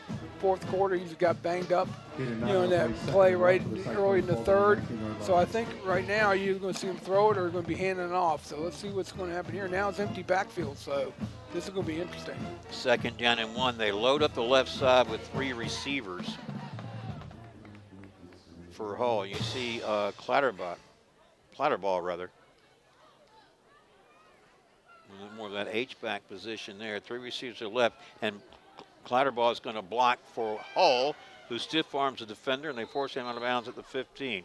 4-yard pickup and another first down for the Cyclones. Hull's a tough kid. Okay, football fans, here's the winning 50-50 I wouldn't number. think that, if the coaches want to be running when he came off looking at holding that left shoulder, but he seems to have shaken it off. Could have been just a stinger.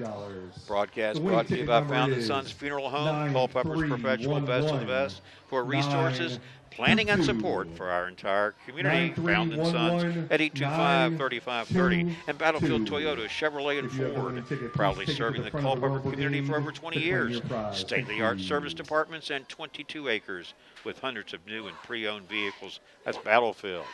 All right. From the 15-yard line, Cyclones have first and 10 here, as you can see, with 9:32 to play in this fourth quarter. And the Cyclones currently enjoying an 11-point lead and looking to extend it some more. Looks like we're going to have a team call a timeout here. Let's see. And it's going to be called by Eastern View. All right. Well, our timeout sponsor is UVA Community Credit Union, strengthening the financial wellness of our members and of the Culpeper community. UVACreditUnion.org. And you know that we are live, and our live sponsor is Able Heating and Air, answering any and all questions you may have about your HVAC system. There's peace of mind knowing they are able to keep your home comfortable. Able Heating and Air, 718-7556. All right. So after this timeout, Cyclones will have first and 10 from the 15. And I was looking across to see if we had any other scores we could share with you. I'd like to see the Louisa Goochland score or the. Is Orange is playing Charlottesville tonight? Yes. All right, that's Orange is up 38-6. Spotsylvania currently leading Culpeper 19-13. Wow, thought it was 26-13. Yeah, you're right, 26-13. All right. Here is the handoff to Amari Robinson, and Robinson. I'm just saying he needs to go down because Robinson is strong with the ball as the other players are, and they're going to be trying to rip it out. When you get like that, just go down. You're stopped. I appreciate you trying to get the extra effort, but you don't want to drop it and put it on the ground right here. Looks like they've got it at the 8 now, where it's second down and 3. Because if Easterview scores here, I think that's the nail in the coffin. I think it'll be, Easterview will hopefully be able to host the first round playoff game.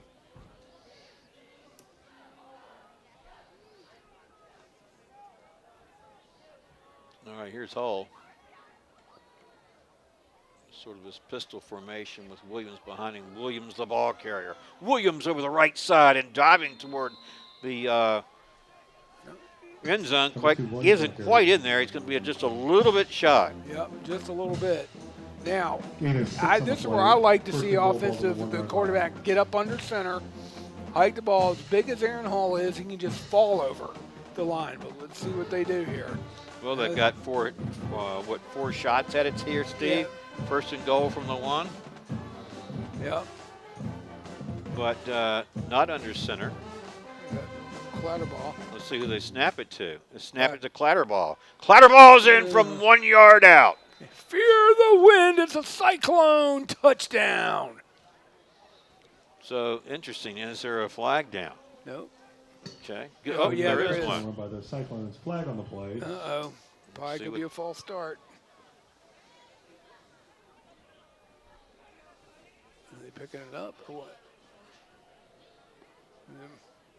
Well, let's just say they don't tell us quickly. Illegal shift. All right, so no 5. touchdown then. No touchdown. So you'd bring it back. You'd mark it 5. off 5 and bring it back to the 6. Touchdown is called back. Illegal Yeah, so shift no on the touchdown yet. Cyclones. Still first down though, right? 5-yard penalty. First and goal. on the First and 6-yard goal line. from the 6 now rather Yeah. than the 1. Again, Let's see, and again they line up with Hull back there, but he's got Clatterball this time on his left. And you look at these blockers, 45 Branson James and Jaden Williams are moved up, bunched up there. As here's the handoff to, the snap rather, to Jaden Williams, Steve. He's in from 6 yards out. Fear the 6-yard wind. It's a touchdown by the Cyclone Cyclones. touchdown. Williams from 6 yards. 27-10, 7:57 to play, and that one's going to be, well, there's another penalty flag down. With this one on. What's it going to be now? Same thing, I think. Someone's leaning a little bit early. Let's see if the points stay on the board. It might be against Courtland.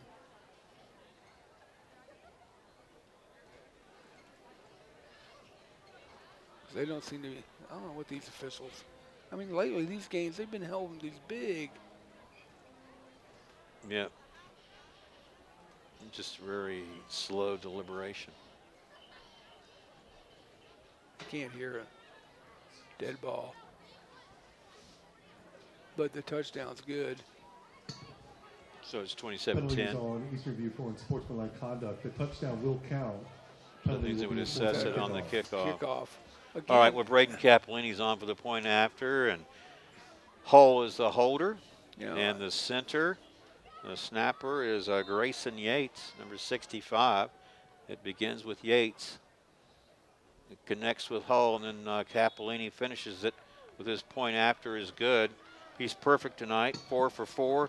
Our And the extra score, point's good. Just under 8 minutes left in the 28-10. game, your score, And that, Eastern View I'm not 28, going to say it Portland puts 10. it completely out of reach, but I think that touchdown likely sealed the deal for the Cyclones. Yeah, I here mean, tonight, they're going to Steve. have to, I mean, again, they're going to have to, Eastern View is going to kick it off here. They don't want to kick it off deep. And then, well, it won't because it's going to be assessed on the kickoff. So Courtland's going to get good field position here on this kick. But again, I don't know if they're going to have enough time to get 3 scores. Makes So- you wonder. Well, this broadcast brought to you in part by Cash Imprints. From shirts to banners and everything in between, imprint your message on the community with Cash Imprints. 317-1473. And UVA Health Culpeper Medical Center is here to care for you and your loved ones at our quality primary and specialty care locations right here in our community. Learn more at uvahealth.com. Yeah, so Capolini is going to tee it up at the 25-yard line. So you would figure, odds are, Courtland on the return should have outstanding field position. They should. Now here, I would just sit there and just, would you squib it? No, I wouldn't, because if you don't return it, they're going to have the ball at about the 40 or 45-yard line, wouldn't you? Yeah. I mean, get it over the front line and just. So you're talking about a short kick that Yeah. bounces and gives you, yeah. Well, we'll see.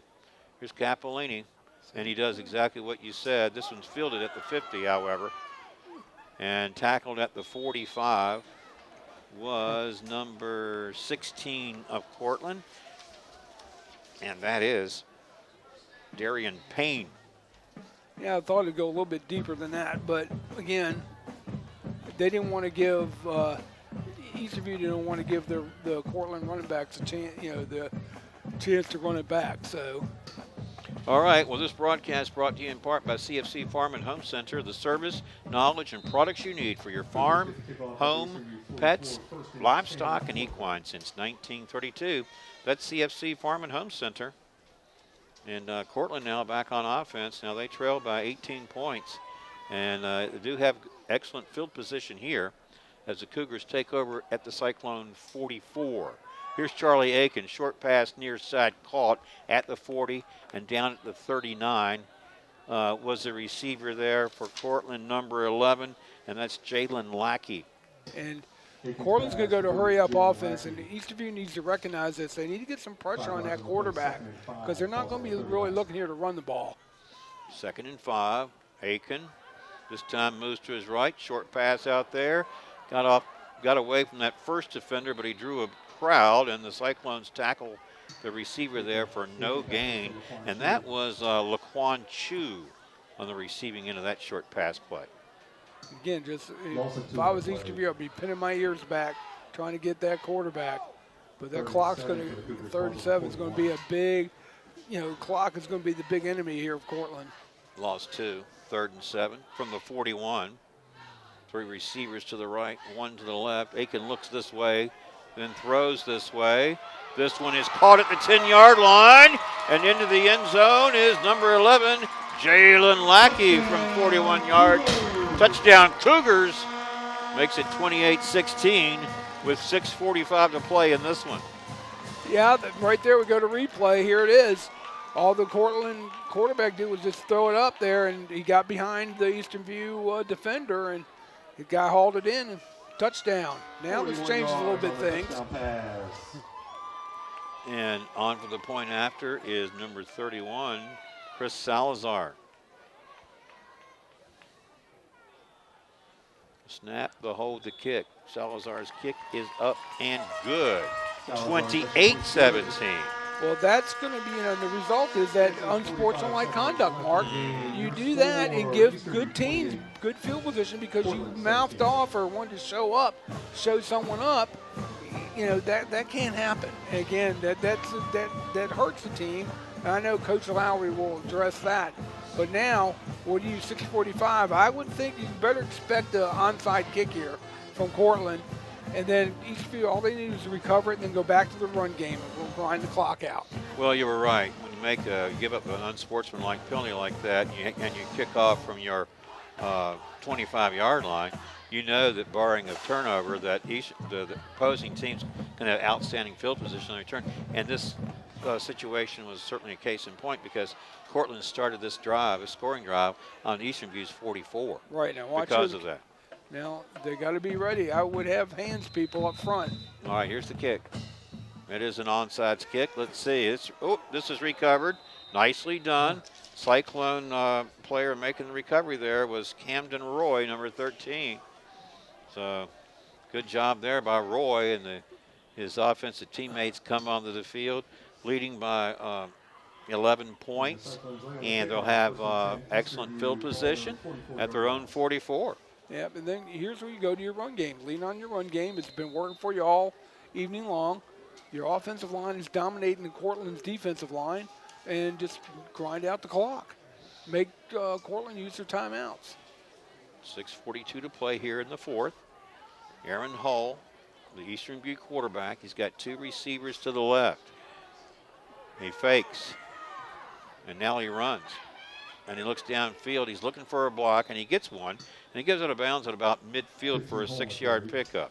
Well, this broadcast brought to you in part by K&M Lawn, Garden, and Arborist Supplies, now located directly across Highway 29 from Eastern View High School.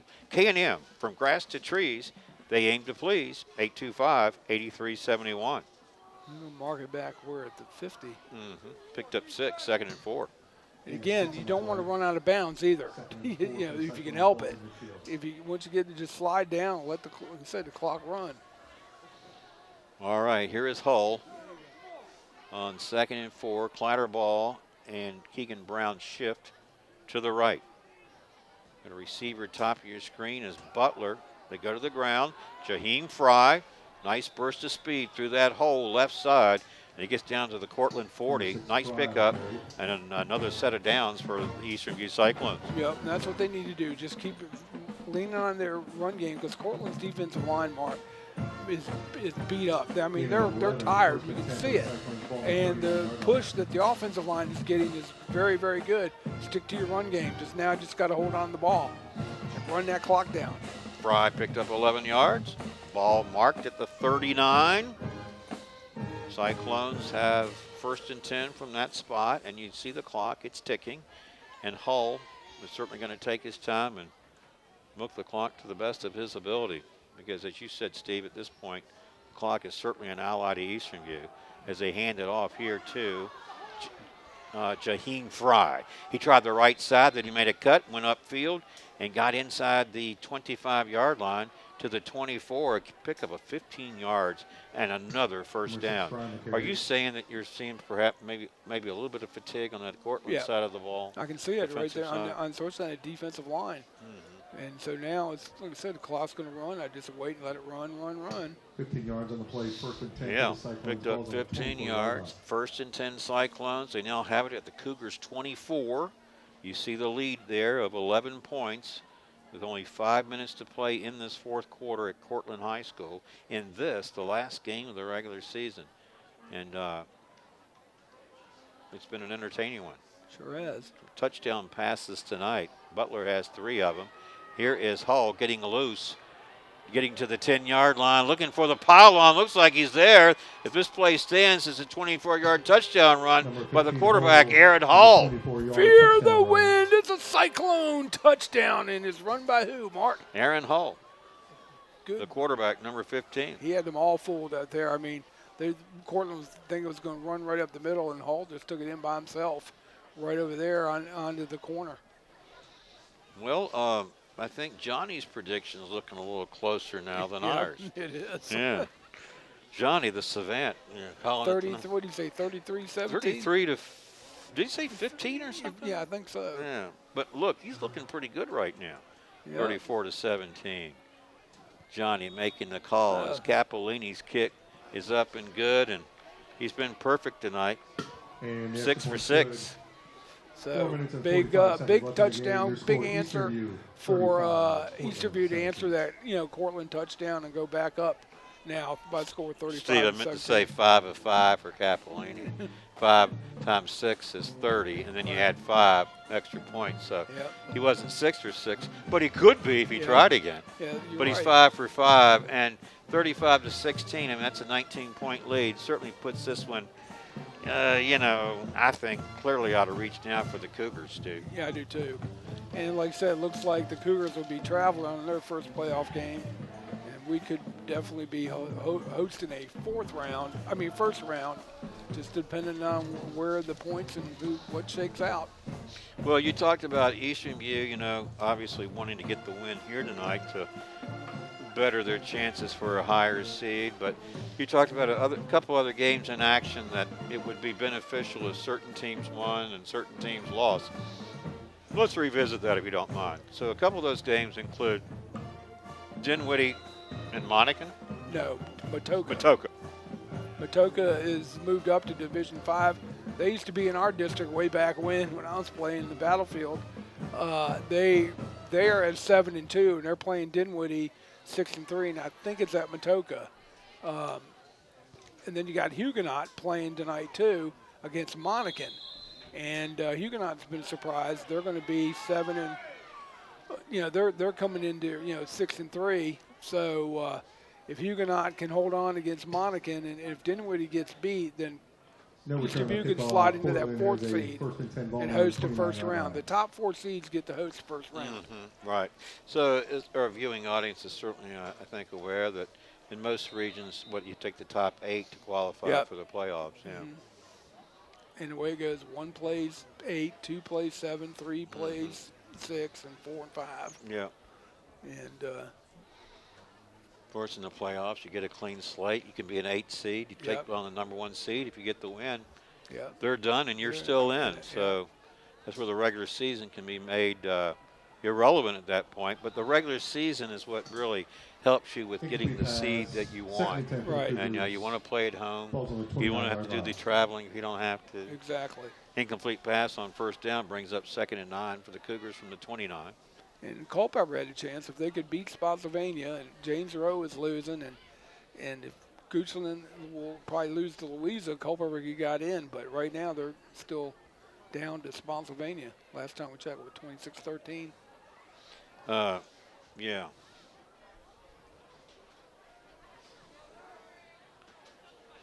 You know, just thinking about what's going on here. As Aiken swings it near side to the receiver. That's number 11, Jalen Lackey, and the ball is loose. Ball's loose. See if they. Lauterball says the Cyclones have it. It is. Yep. Fumble on the pass. Recovered by the Cyclones.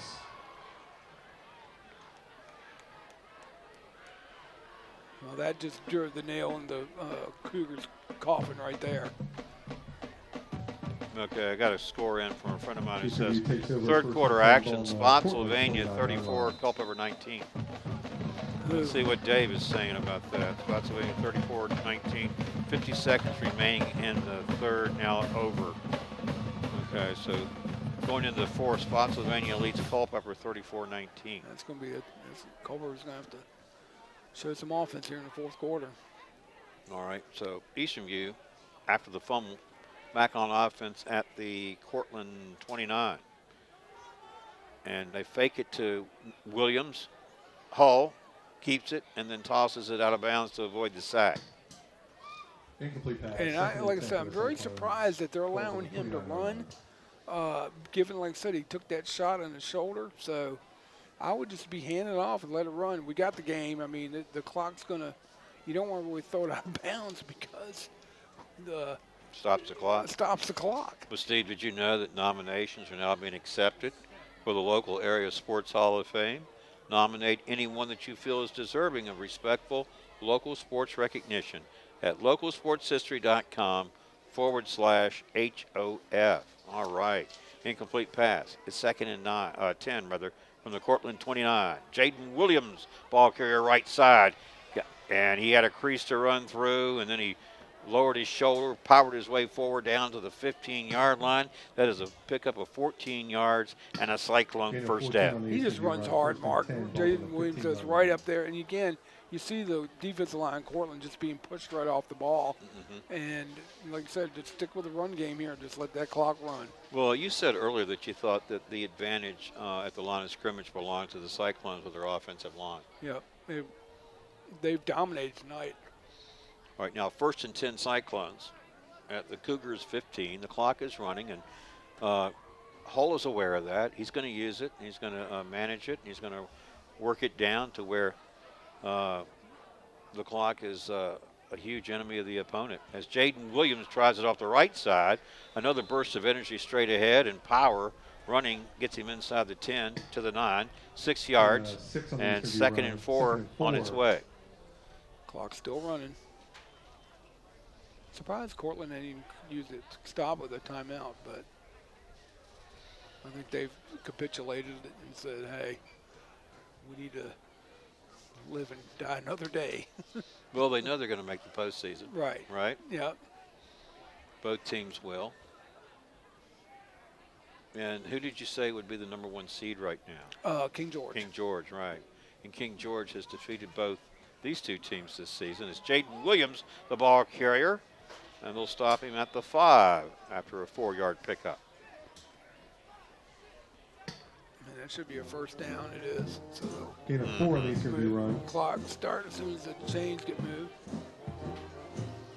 You can see the clock ticking. Yeah, and see, King George is playing Chancellor tonight. That's right. Playing Sweet Caroline, Yeah. Steve. By one of your favorites, Neil Yep, Diamond. Neil Diamond, our number 1 man. Bum, bum, bum. So, All right, from the 5-yard line. Cyclones, 1st and goal. Jaden Williams, ball carrier, makes it look easy as he steps 5-yard into the touchdown end run zone, for the untouched from 5 yards out. Fear the wind. It's a Cyclone touchdown. Williams from 5 yards out, right up the middle. 41-17. And now it feels more like a rout, Steve. It really wasn't this way throughout the game. No, it wasn't. And just a couple of bad turnovers by the Cougars, especially the fumble after they scored to bring it within 11. And that kind of just cemented cemented the game for Eastern View. Jason Yates, the snapper. Hull, the holder. Capolini, the kicker. This time it's no good. So now he is, 5 of 6? So 5 of 6. That's not going to set him back too much at this point, do you He think? hooked it. Was it Cat or was that his brother? I don't know. Well, no, it's number 1. Number 1 is Braden Capolini, the senior, yeah. Okay. So if it were his brother, we would find him at what number? Is it 99? I think he played once. I mean, he's on JV, but I thought we might have called him up. All right. Maybe you've got a different. No, we got the same roster. But it was number 1, Braden Capolini. Well, I guess no one's perfect after all. Huh? That's right. But now, like I said, each of you can get ready. I just be anxious to see who they're going to play in the first round. I hope they get a home game first round. We'll see. It's all going to be up to the rating points. Yeah. Well, we are live, and our live sponsor is Able Heating and Air, answering any and all questions you may have about your HVAC system. There's peace of mind knowing they are able to keep your home comfortable.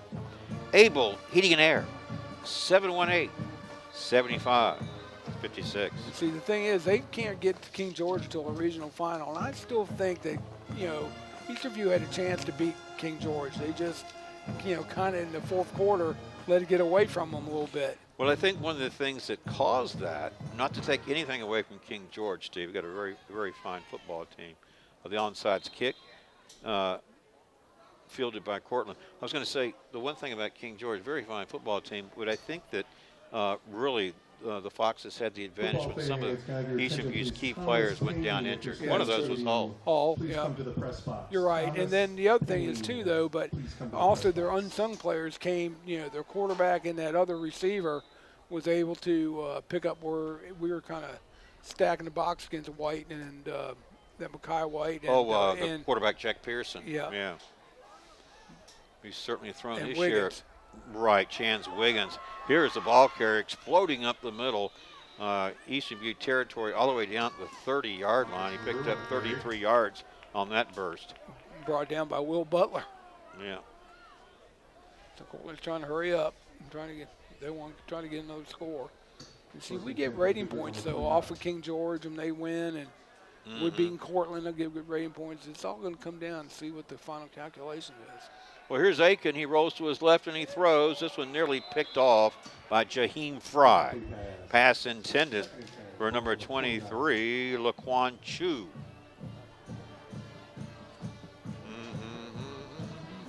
So now stops the clock, incomplete pass. Minute 30, you can see it there. Eastern View winning by 24 points, 41-17. Not what I envisioned would happen. No, I thought it was going to be a lot closer than that. And it was playing that way pretty much up until about the middle of the third quarter. So, I mean, Courtland had their chances too, but I just think our offensive line just started to dominate. I think you're exactly right. Here's the ball carrier, Marcus LaRue, bottled up after a 1-yard gain. Several Cyclones in there, including Clatterball and number 45, of course, Branson James. And you got to look at, too, the class that J.C. Hall coaches. He could have called timeout here and stuff. He knows the game. He just wants his players to run some plays and get ready this week for their next upcoming opponent in the playoffs. That's right. All right, here's 3rd and 9. Aiken fakes it. He's going to keep it, and he's not going to go anywhere because the Cyclones tackling him almost immediately. Had 3 of those white shirts in there. Branson James was one of them. Let's see, Steve. Number 10, Keegan Brown. And, and then, of course, number 55 tonight playing well for Eastern View, Jaquan White, defensive lineman, a junior. And these guys have been near the football at all times. Yeah, they've had Brett Clatterball playing in that defensive line position. He's been doing very well. He's in a lot of tackles. Now, did he get his score got called back as a penalty, right? Yeah. So I thought. Well, So he won't get in the stat sheet then. So. Well, you see the final, 10 seconds ticking off here as Courtland goes back to the run. Not much doing, and the clock will continue to run. And that'll be it. And that'll be it. All right, this one will go in the books with a big Cyclone win, 41-17. Well, Steve, so the Cyclones finished the regular season at 9-1. Their only loss to King George, and of course we'll have to, see how some of these other games play out to see where they will be in the playoffs. But then there's Culpeper too. And you said if they didn't beat Spotsylvania, they wouldn't be in. No. So depending on how that game goes, and maybe we got a score. It's 34-25 in favor of Spotsylvania, but still. But that game's in the third quarter. Okay. But once again, any final thoughts before we sign off, Steve? No, just looking forward to next week and seeing who the playoff opponent for Eastern View is going to be, and looking forward to doing the game. All right. Okay. Well, that'll do it for us tonight from Courtland High School, where our final score, Cyclones 41, Cougars 17. Hope you enjoyed the game. We certainly enjoyed bringing it to you. And for Johnny and Steve, I'm Mark O'Connell saying thanks for watching and supporting Cyclones football here on the Culpeper Community Network. Have a great weekend, everyone. We'll see you at our playoff game next week to be determined. Yep. So long. This broadcast is brought to you by the following community supporters. Able Heating and Air, answering any and all questions you may have about your HVAC system. There's peace of mind knowing they are able to keep your home comfortable. CFC Farm and Home Center, supplying your lawn and garden, pet, and farm needs since 1932. Hometown pricing and outstanding service at CFC Farm and Home. Found in Sons Funeral Home, Culpeper's perpetual best of the best for resources, planning, and support for our entire community. From shirts to banners and everything in between, imprint your message on the community with Cash Imprints.